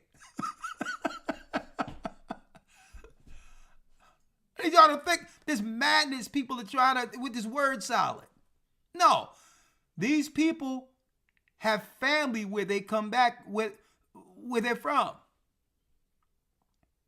You had these East Indians who were crying because they invested, and they was a rich family in India because they invested all this money to have their son sneak into the United States so he can set up a business and get some of that money grift that would go back to his family, pay them back, and now eventually have them come over and get access to all the black and brown, loans and subsidies and set-asides that's for us.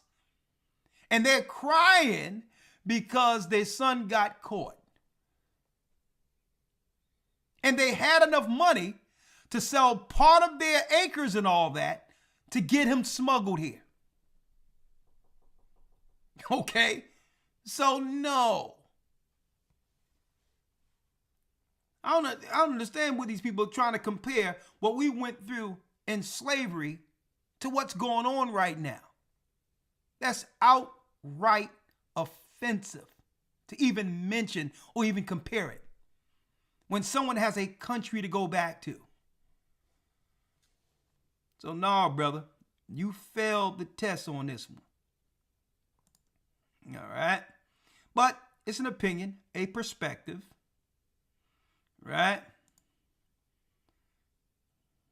I'm seeing a lot of black people stand up and speak out about Renee Good and telling people she should have just got out the car, right?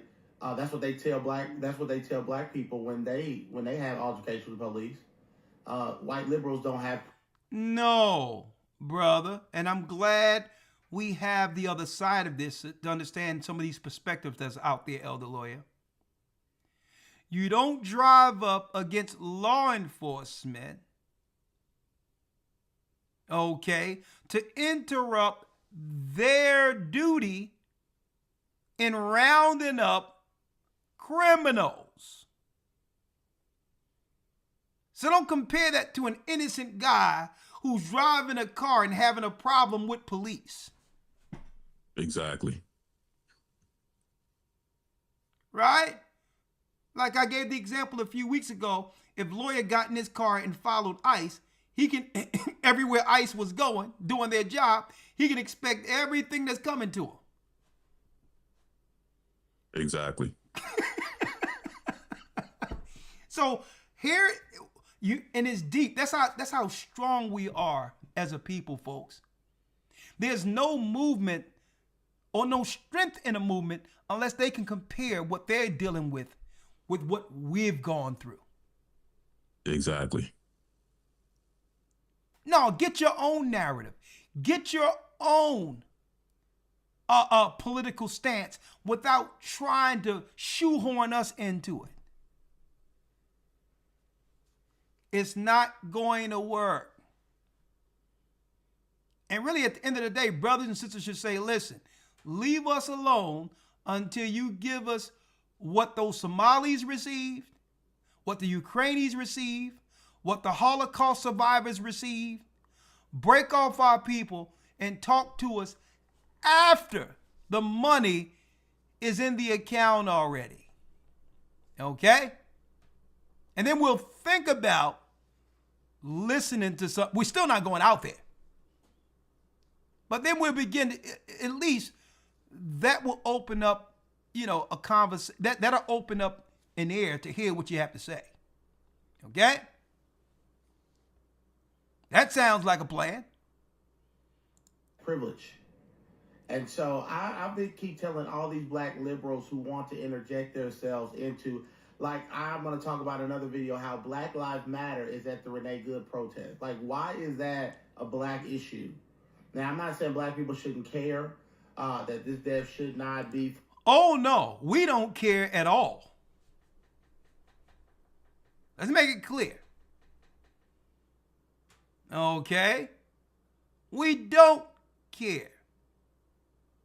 Get out of the way and let these people, whatever they're doing, do their job. If someone isn't illegal, if someone is following the law, they have nothing to worry about.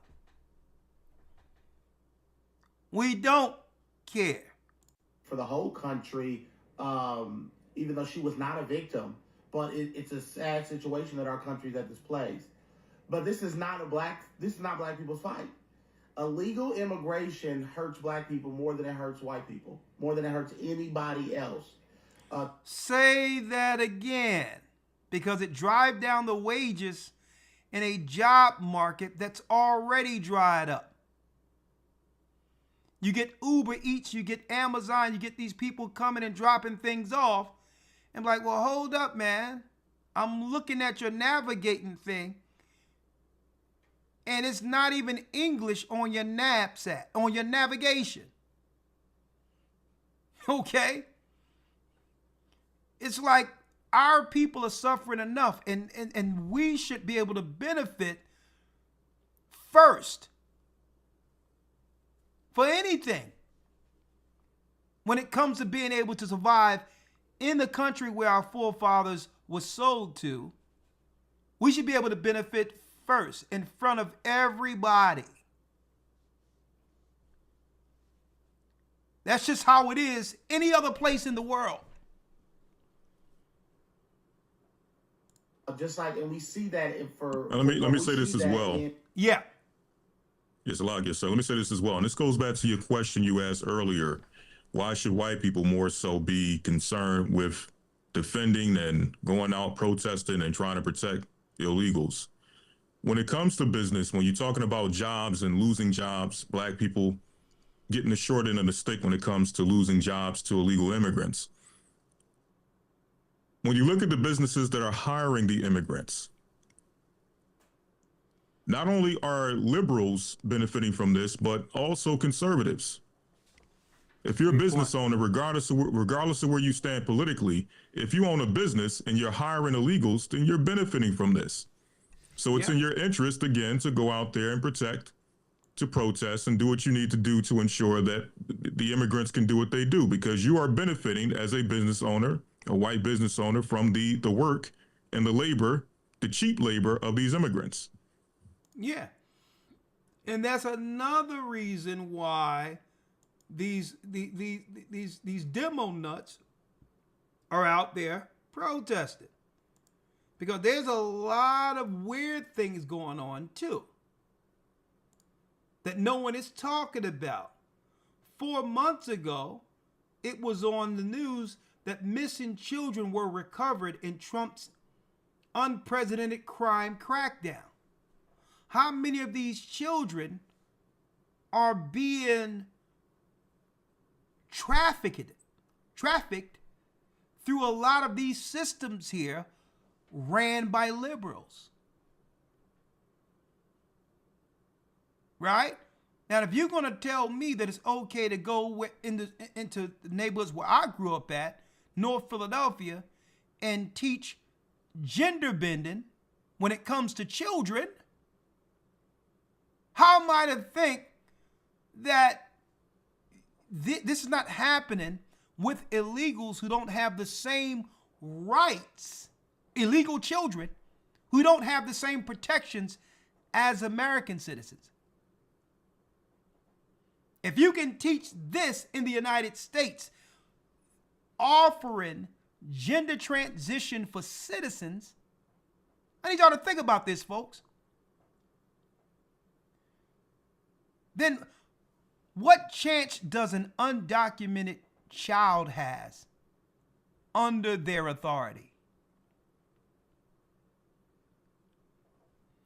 So they stomping for a lot of things.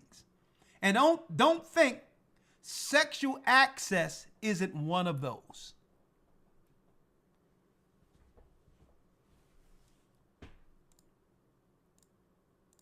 But what surprised me and caught my attention was that 5 children were recovered. Like, that seems significant to me. How does that happen? Where were they? How do they get recovered? So one child is significant, as you know, Dana. A missing child just destroys families. So when the Marshal Service core mission of missing children, finding missing children, it's very rewarding for us.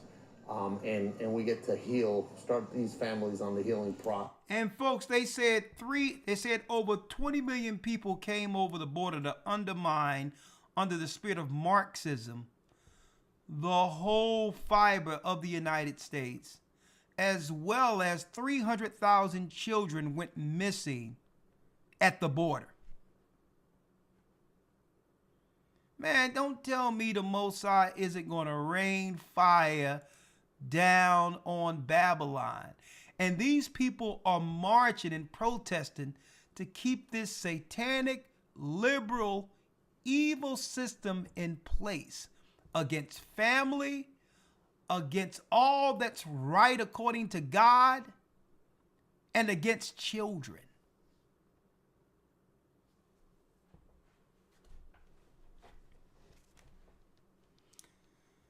It says 5 out of 20,000 children missing, and I keep on putting this out there. Make sure, brothers and sisters, especially those that have been following this church, to keep a bead on our children.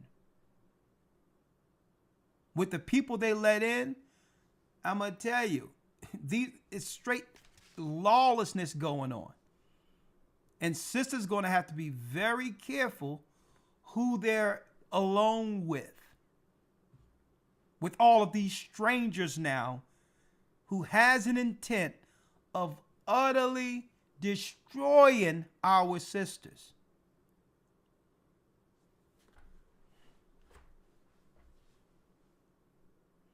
A nation divided against itself cannot stand.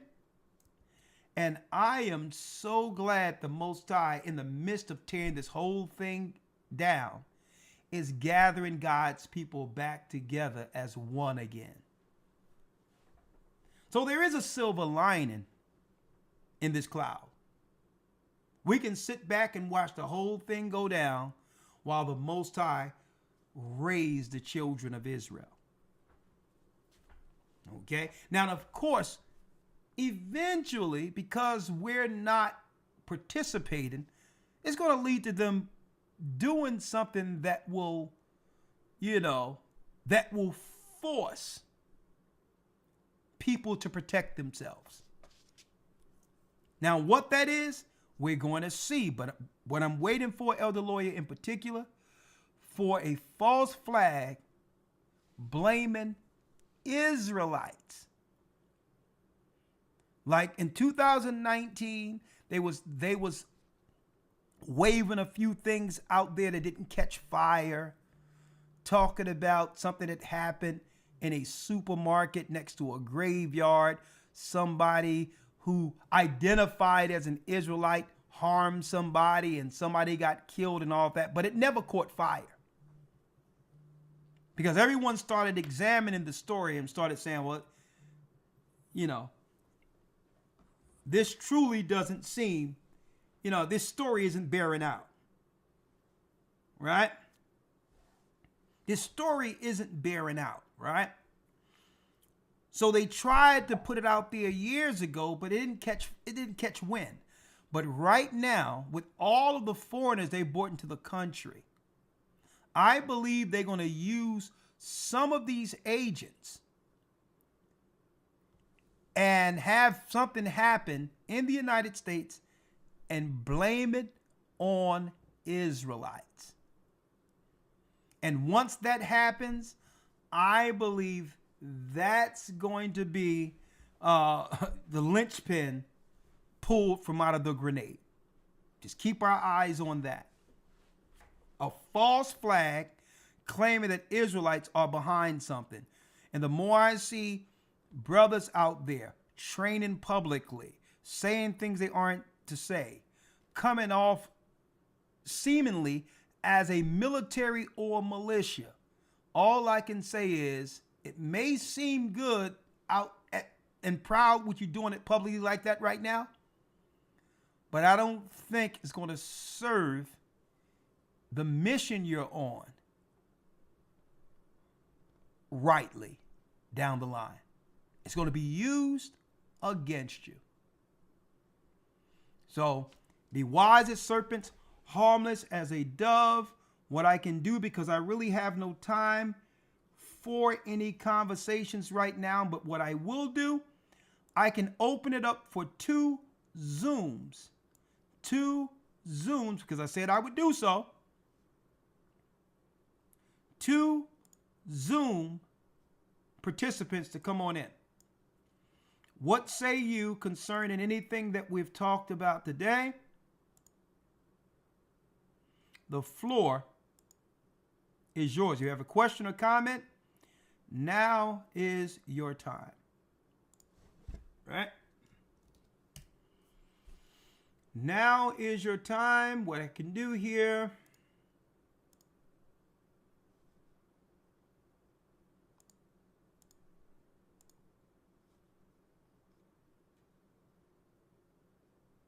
Right?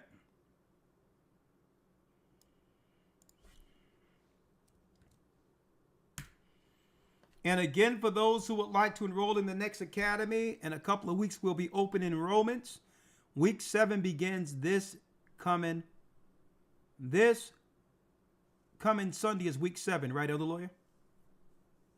Yes, sir. That's correct. All right.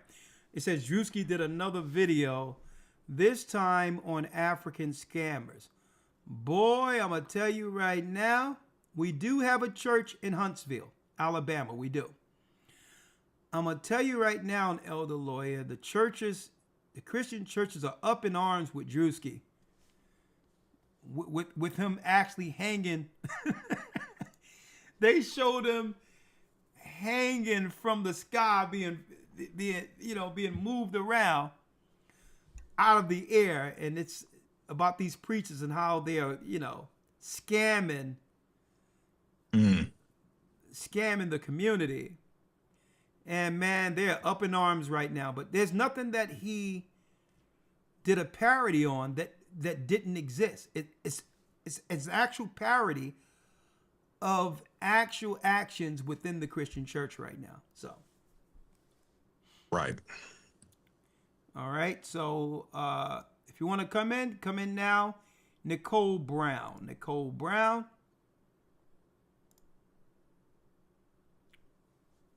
Parody on that didn't exist.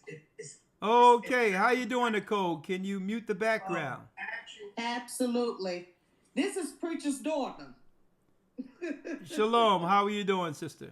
I'm doing well. I'm always tuning in, and always, I'm telling you, this lesson that you and Elder Lawyer did, it's just what I needed. I don't know if you remember about a year or two ago, I had called in and told you just some of the things that I had heard concerning, our brothers and sisters within the tribes and all of this mess that we're now seeing come about. And I am just so glad that you're covering this because you all are my leaders. And so I was feeling a certain type of way, but the way that you've just been coming with these lessons and explaining, and I know that I'm not wrong with the way that I feel, and it helps me, it has helped me, you know what I'm saying, to still have that love, but to also be very vigilant as to what's going on. So I thank God for you and Elder Lawyer bringing clarity to all of this. And we're just going to keep going and keep doing what we're doing. But I did want to ask you, what was the name again of that minister? He was like one of the first ministers, I think in the 1700s. And he was actually teaching this doctrine.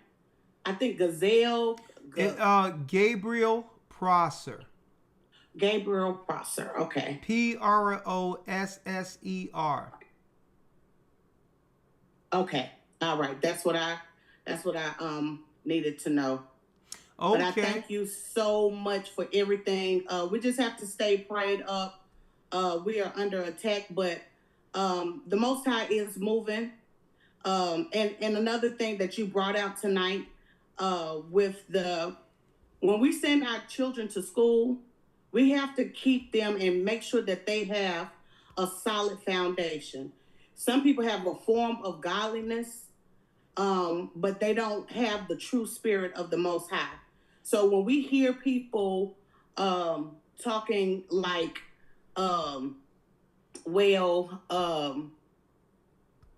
it could be this or that, these universities are here to actually program. And if you don't have the right type of education, spiritual education, you will fall for anything. I have family members who went to universities, claims to know the Most High. And I mean, their way of thinking is just like out of this world. I'm like, that's not what the Bible says, but these institutions have damaged us. So, brothers and sisters out there, if just make sure that when you send your children to school, that they have the proper spiritual foundation found through the gathering of Christ Church, so they won't fall for anything. And I'll leave it with that because I know, you all work hard. So thank you for. Well, you're welcome, sister. There's few things I wanted to touch on. Number one, going back, I'm going to work my way backward. You're saying be careful with the with leaving our children in school and not understand the intent of some of these people who we might believe have our children's best interest at heart. With that, there's been a change in our modern day satanic schools. The public schools, opposed to the schools that we grew up in, like in the 80s and 90s. A matter of fact, Duckery at 15th and Diamond, across from where I lived, was really a highly decorated school where the children there was graduating on a higher level than even suburban kids. We were getting awards and all of that. And one of the reasons why that our public schools could compete is because we had a pastor. I'll never forget his name. Pastor Sylvester was a pastor up the street who was the principal over the school. So it was like the community and the tight-knit spiritual connection didn't stop at the school door. Now, what better way of knowing that the school is in the right hands than you have a pastor as your principal? That's number one. Number two, there's something changed within the dynamics of our schools going back then. Back then, the only person that had a psychology background were the counselors, right? So if children had problems or whatever, you had a counselor who could guide you through certain things and could be an advocate between you and the parent. Well, the majority of school teachers today are taught some level of child psychology or psychology as a prerequisite before becoming a teacher. And that more so is more dangerous than anything. Because psychology, you can use psychology as a way of deceit and making the parents think that everything is okay when you are around, but yet they have other evil intent against you that you'll never figure out. And by doing so, when your child come home with behavior problems, they'll make you believe it's the child. When it's really the system in place they're bucking up against. They're rebelling against because they feel like they're in a war, a psychological war, every time they go to school. And it be these teachers. So the psychology thing and tricking us continually into trusting them is an issue. We didn't have that growing up because the only people who needed psychology classes back then were the counselors. Right? But now they turned all of the teachers into these, I would say, wards of the state who push the agenda, the liberal agenda of the state, damaging our children.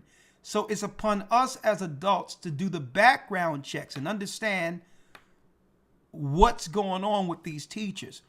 When you know your teachers, I mean, think about this. The children are, I'm talking about when it comes to real time. They spend more real time with the teachers than their own parents. By the time they see their parents, the parents is hugging them, tucking them in to go to bed so that they, go to work the next day. Right. So the quality building time is normally with a stranger. So it's upon us to know that stranger to some degree. Whatever steps we need to take to feel comfortable with the strangers we leaving our children with. Whatever steps we need to take, right? That's important. The next thing is, you were saying here that you used to feel a certain type of way without expounding about who.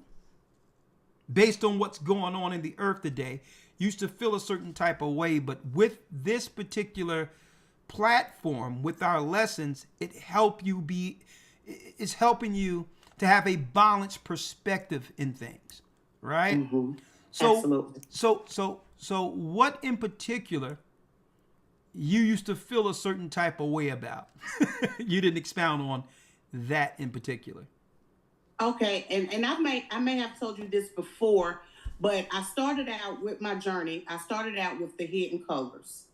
Then I went from the Hidden Colors to Black in America, I think it's a professor from Harvard, a black man, and he did that little series. And then my cousin turned me on to you, which was Okay. strange. And so once I found out who I was, and not only who I was, but all of these other people who were related to us, such as Ishakar and Simeon and the Haitians and all of these people, I was like, oh man, like we all people. So when I would interact with people, I was like, oh, we the same people. We the same people. And they would look at me like, what are you talking about? And I'm like, no, we the same people. And if I had time, I would kind of go into, little details and stuff. And then, social media is a blessing and a curse. And then I started seeing and started actually witnessing how I was being treated by some of Jacob's children, and I'm from the South. I'm from North Carolina. This is where my family originated from. So we got that Southern hospitality. You gonna leave our house with something. You know what I'm saying? Even if we don't have much, you're gonna leave with something. So I believe in that you treat others how you want to be treated. And so when I started to see these things, and then I was watching certain podcasts of how our people were being treated in California, and being ran out of California, it started having me to feel a certain kind of way. And I didn't want to feel like that, and that's when I called you the first time and told you, about these things that I was witnessing and actually experiencing.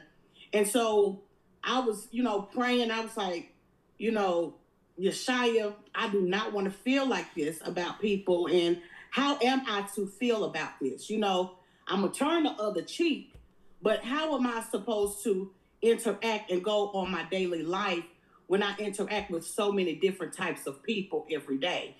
And so when this past year, you've just been coming and you've been exposing. And it's nothing but the Holy Spirit working through you, because everything I needed and everything I need now, you're just bringing it forth. It's like, it's nobody but the Most High that's bringing his spirit and feeding us what we need, because we need this on everyday life.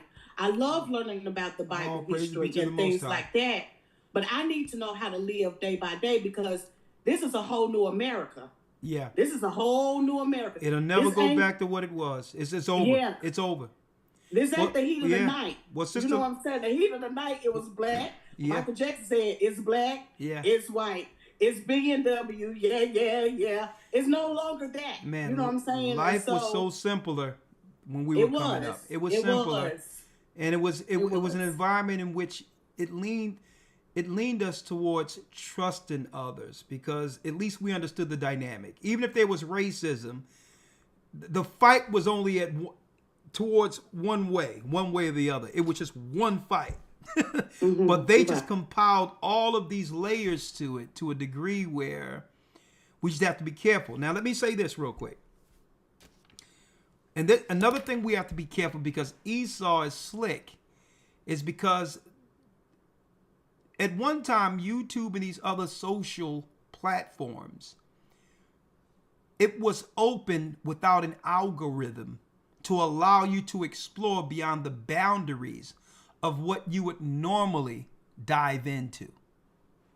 Right? So when I say be careful, because when you see certain things that frustrate you, that what I found out by looking at YouTube, I would open up something and everything is related to the same thing, as if they want you to live in an echo chamber. Without actually expounding beyond the one little area they try to pigeonhole you. They don't want you to think outside of the box. And if there's something that's frustrating you, the algorithm will only give you that. And now you're dealing with an echo chamber, believing that the world exists that way. Right? And that's the danger of a lot of these divisions that's in the earth, where they're giving you on a regular basis what keeps us divided. I have enough relationships with the 12 tribes in particular within the church, loving people where I would lay down my life for them, and I know they would do the same for me. Right. Where there's nothing that I go into that's going to give me a bias against my people, strictly because there's some evil people out there, not just amongst them, but amongst all races of people. So, brothers and sisters, sometimes you have to put things on your computer that you don't even normally look at, just so that you can have, so the algorithm don't pigeonhole you into one thought or idea. It's profiling, and it's keeping you from what? From growing beyond the paradigm one makes for themselves. So you have to become more cultured, more diverse, if that's the word, and cultured into different dynamics outside of what just interests you. Therefore, they can't build an algorithm that's going to make you feel a certain type of way about other people. If I see videos all day of how women just aren't no good and they doing this and doing that, they're going to look at that and be like, yo, I need that algorithm on him. And I'm looking around thinking that women are the worst thing on earth, when it's really the algorithm feeding that, when guess what? We have women in our family that we know is nothing like what they're feeding on the algorithm. We have aunts, wives, daughters. We have people who care about us. And guess what? They'll never feed us the virtuous woman on an algorithm. So they're trying to divide the 12 tribes, so they'll always show us gangs, criminals, rapers, and all of that. And the same way I'll stand up against them trying to propagate or promote us this way, I'm not going to go for them with their algorithm making us believe that all of the 12 tribes are gang members, killers, murderers, and all that. Now, do they exist? Do they let enough over here? Yes. But we must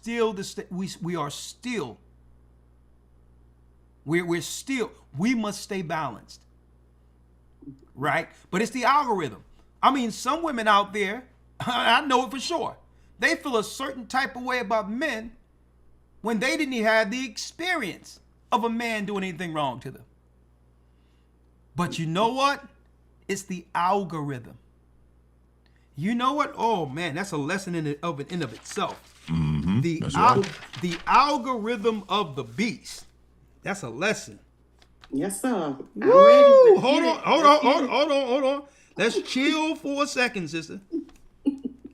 The algorithm of the beast.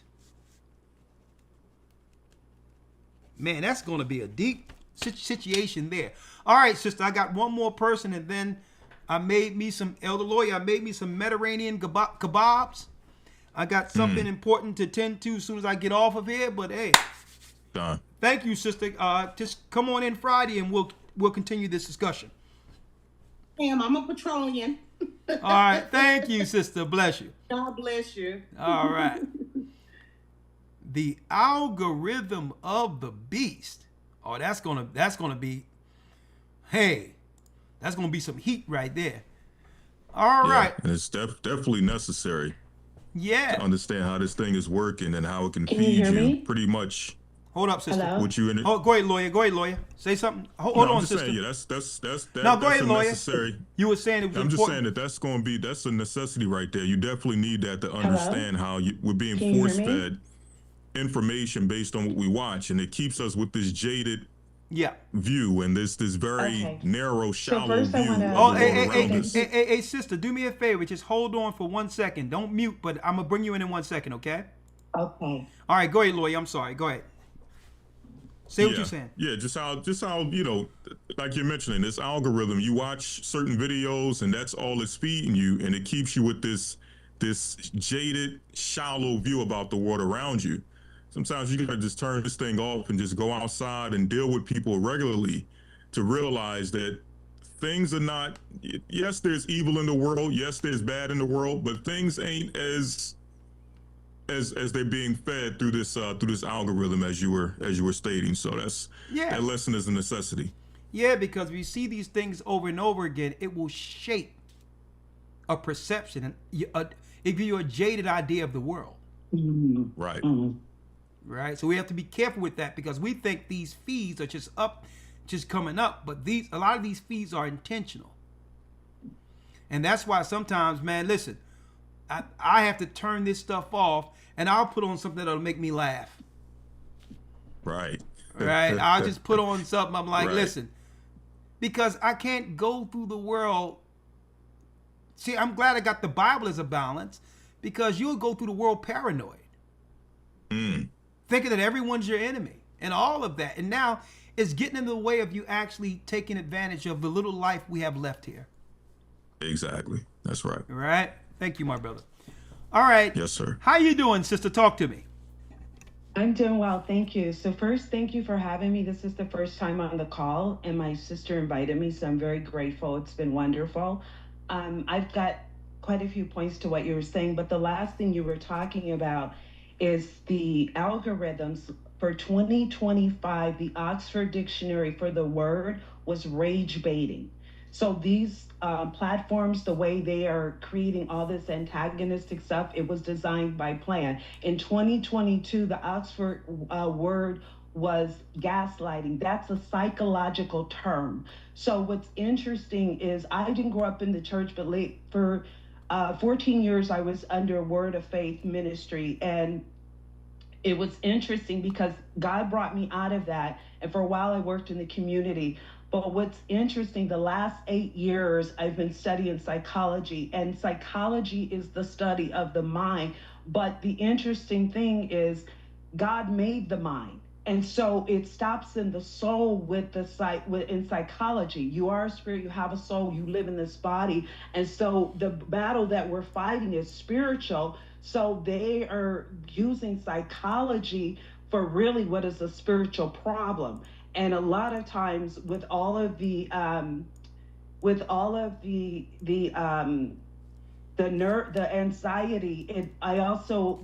it depends on the generation. So what's interesting, if you look at how long this system's been going in place, you have 5 generations right now that are still on the planet, and each one has a different psychology depending on the era. So you have the baby boomers. The baby boomers were actually raised by grandparents and parents that came out of the Great Depression. So a lot of them, the way it was suppressed, they had no talk shows. They emotionally didn't really nurture. And this wasn't in our community because all we had was each other. So a lot of what they saved, it wasn't just because they wanted to have the money. It was, they felt no one was coming. So what's happening now is they're living longer, but then you have the Gen X. That was where latchkey came in. That's when the women started going to work, single parenting. And so that generation basically was more emotionally neglected. So then you have the millennials. That's when computer system was first designed. Gen Z right now is that's the younger generation that was raised on computers. Sister, hold on, before somebody just called in, but I need you to check something out, sister. How old are you? Me, I am 59. 59. Let me share something with you for the sake of the brothers and sisters that are on real quick, all right? You with me? Absolutely. All right, this is from the National Library of Medicine. All right? The National Library of Medicine. Let me go here.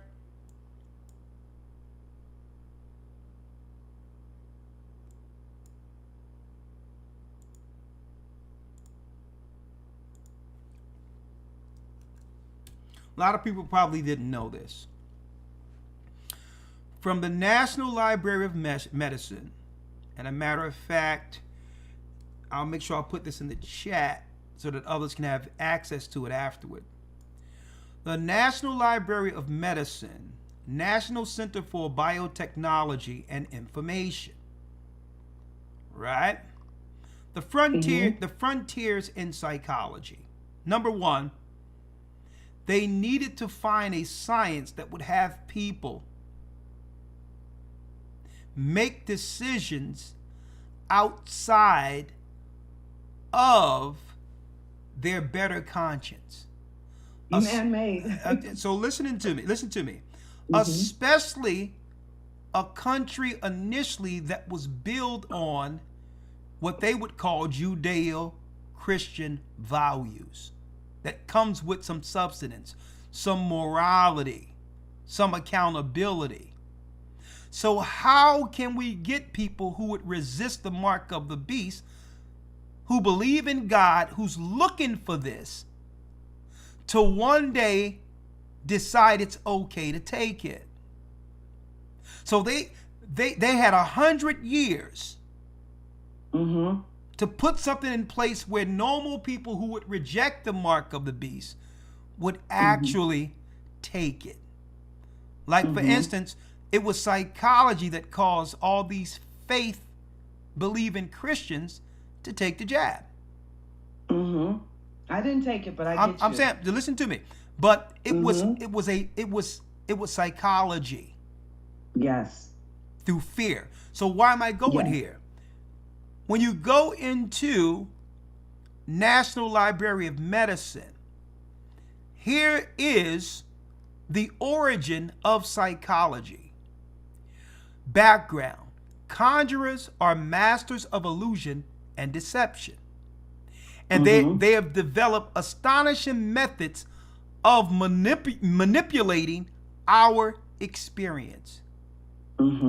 Intuitively, the link between magic and psychology seems obvious. Magicians use techniques such as misdirection to manipulate our attention. Illusions to distort our perception, and forcing to influence our decisions. Some of the early pioneers in psychology, who's Bennett, 1894, Triplett in 1900, recognized this close link between magic and psychology, and published fascinating scientific papers investigating conjuring techniques. Now, here's the danger of psychology. To a trusting person or believer, think about this.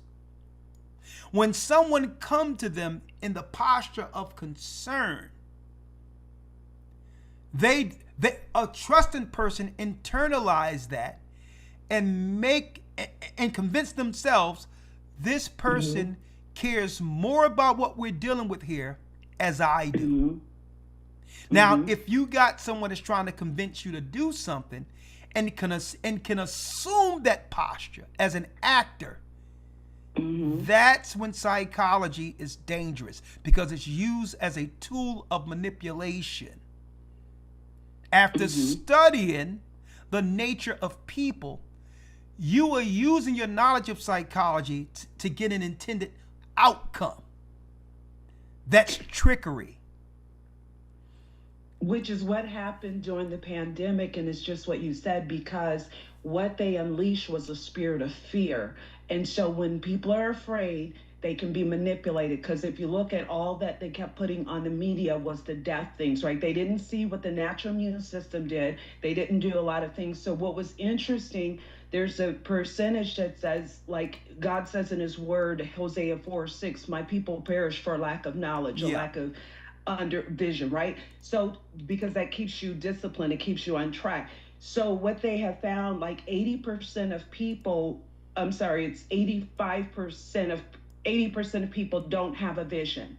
Okay, that's 80% of most people don't have a vision. And this is just in general numbers. 15% of people have a vision, but they haven't written it down. 4% of people have a vision, written it down, but they don't. Hey, sister, so what do you mean? Because listen, because this is the broadcast. Because what I'm getting at, I'm going back to the word, because what I'm showing. Hold on. Sister, back up. Calm down for a second. I'm not going to stop you from. But this is a broadcast. What we do here is edify. So but I'm going to that. What I'm saying to you is because I had been in the Word, and I had been like I understand the Most High. That was Hey, where I sister, studied I from. need you to slow down for a Okay, I'm second. not okay. I'm just passionate. I'm sorry. So Now, hey, what I'm sister, getting. let me speak. Okay. When you say 15% of something, where are you getting these numbers? Okay, so these numbers are, and I'm going back to if you're in the system, not God's system, because God had, when you looking into His Word, He gives you a vision. I'm saying that this is why there's a difference. Like for instance, for me, what has been broken down for me is understanding. Sister, did you that hear we my live question? the numbers. All of this stuff is like now unless they change it, like the psychology of all this of the subconscious and how the mind works. Okay. And so going back to what you were just saying as far as like the magic behind it and how it's manipulative. Yeah. And so that's what I'm saying. This is not where I put my faith. I'm just saying that because of the way that I work with people. So I work holistically with people in regards to physical health and fitness, right? And it's more holistic. And so for me, it's like I work with the people coming in. I'm definitely about their spirit, but when they come in, when people first come in, they're coming in from this world system, right? They're coming in for exercise, but the first thing is to get them, it's centered around breath. Well, we know breath is pneuma, that's your spirit, and then your ruach, right? So then you have your mind, which is psyche or suke, which is mind, will, and emotions. This is where they manipulate. That's why I said we're in a spiritual law, a spiritual war. But what they're doing now is bringing people out of the spiritual to manipulate with psychology, even in the churches, right? So what I'm saying is, according to these numbers, that most people don't have a vision because, like you said, they're giving it to them through the algorithms, through what they're pumping up with entertaining and getting your attention. So that's what the masses. And when I'm speaking of the masses, not people who are awakened and understand the Most High, have a relationship and getting download and understanding. We're talking the population of how things are going. And so it's kind of like a boxer. It's like you don't put your focus on the enemy, but knowing the trace that we're not ignorant of how the mind is programmed with everything that's been put out. So the reason I'm saying that, because even in some of the bigger churches sometimes now they're teaching psychology. And it's study of the mind. You're in the soul realm. Yes, you have to wash your body, feed your body. You have a mind that is programmed by this world, and then we have our spirit, right? And so one of the things that I've noticed is like when people, the first thing is to get them back connected to the spirit, or to get if they're called, right? And so just like you were talking business wise. So my studio, I have been in my studio now for 15 years. It's my 16th year. And what's funny is since I've been there, everyone in my complex is foreign. Everyone now is foreign. And it's a higher end complex, right? And in a higher end neighborhood, right? So what's interesting is what is happening now. There was one studio next to me with one Caucasian man that was left. He's downsized and moved to the back. On the one side of me, I have Armenian. On the side that's empty, there were Filipinos coming in today. On the other side of that is Indian people. So going back to what you're saying, I had someone knock on my door today, and she's like, hey, I want to come in. You do Pilates, right? And I said, so I don't teach classes. So she goes, well, I don't either. So the one, she said, I'm gonna be honest with you. She's like, I have 2 studios in India and I want to see what you're doing. And I said, no, you can't. She goes, well, I teach privates too. And she goes, I want to come in for some inspiration ideas. I said, no, you're not coming in here. If you do your own thing, go where you do what you do. So getting back to what you were saying, where all of these foreigners are coming in, they're getting money to open businesses. Not even Caucasians are left in the building. And I just plead the blood and the high calling, because I'm like, no, in my building, the way it is, my office is on the corner. I said, this is the cornerstone, because the way my suite is, you can see my building from both places. But the infiltration of, like you said, it's not just in their country. where they take your ideas. Sis, hey, sis, I'm with you, but we're gonna have to land this because it's midnight. What? Okay, how so you want to wrap it up? I just wanted to say I am in agreement with you that I'm just so thankful because you opened my eyes to stuff I didn't know that I was looking at. And so I know I'm just going because I'm passionate because it's like all this stuff I knew and I was watching, but tonight you confirmed it to me. And it's just like, this stuff is really happening. And a lot of times when you talk to people that profess to have the faith, they don't understand. And it's like it's just, I'm thankful. And I just want to say that you confirm what the Spirit of God has been leading me to. And like, this is my first time listening. Yeah. And all of this stuff just makes so much sense. So thank you. Well, thank you, sis. I know it's so much you want to get out at one time, but you'll have time for it. Welcome. This was fire. Welcome. This was fire. Welcome to the truth, you. sister. Thank you. Believe me, a lot of dots will be connected for you here. So welcome to the truth. Bless you. I bless you. Yeah. Thank you. You're welcome.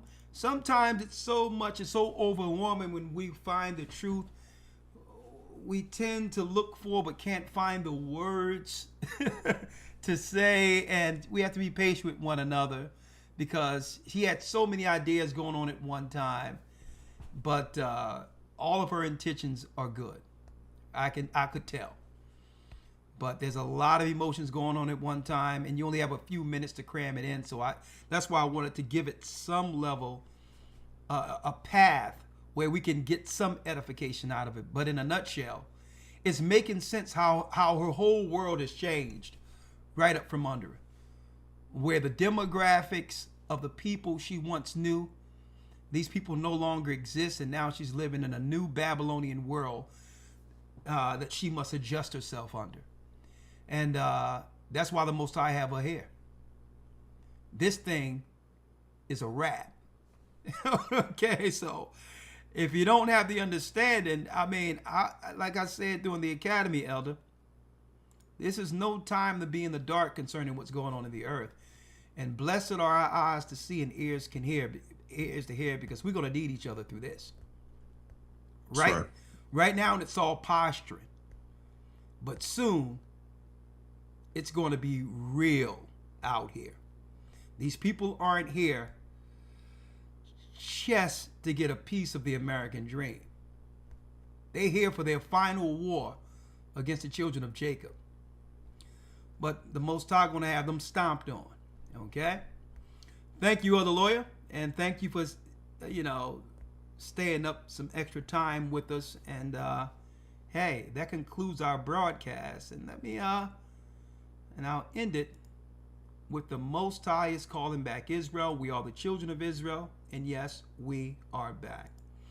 We'll see you on Patreon this coming Friday. Shalom. Thank you, Other Lawyer. Yes, sir. Thank you. Shalom. Thank you. Thank you, Mrs. Andrea, for your support. Blessings. All right, Elder Lawyer. Have a great evening. You too. High is calling back Israel. Mm-hmm.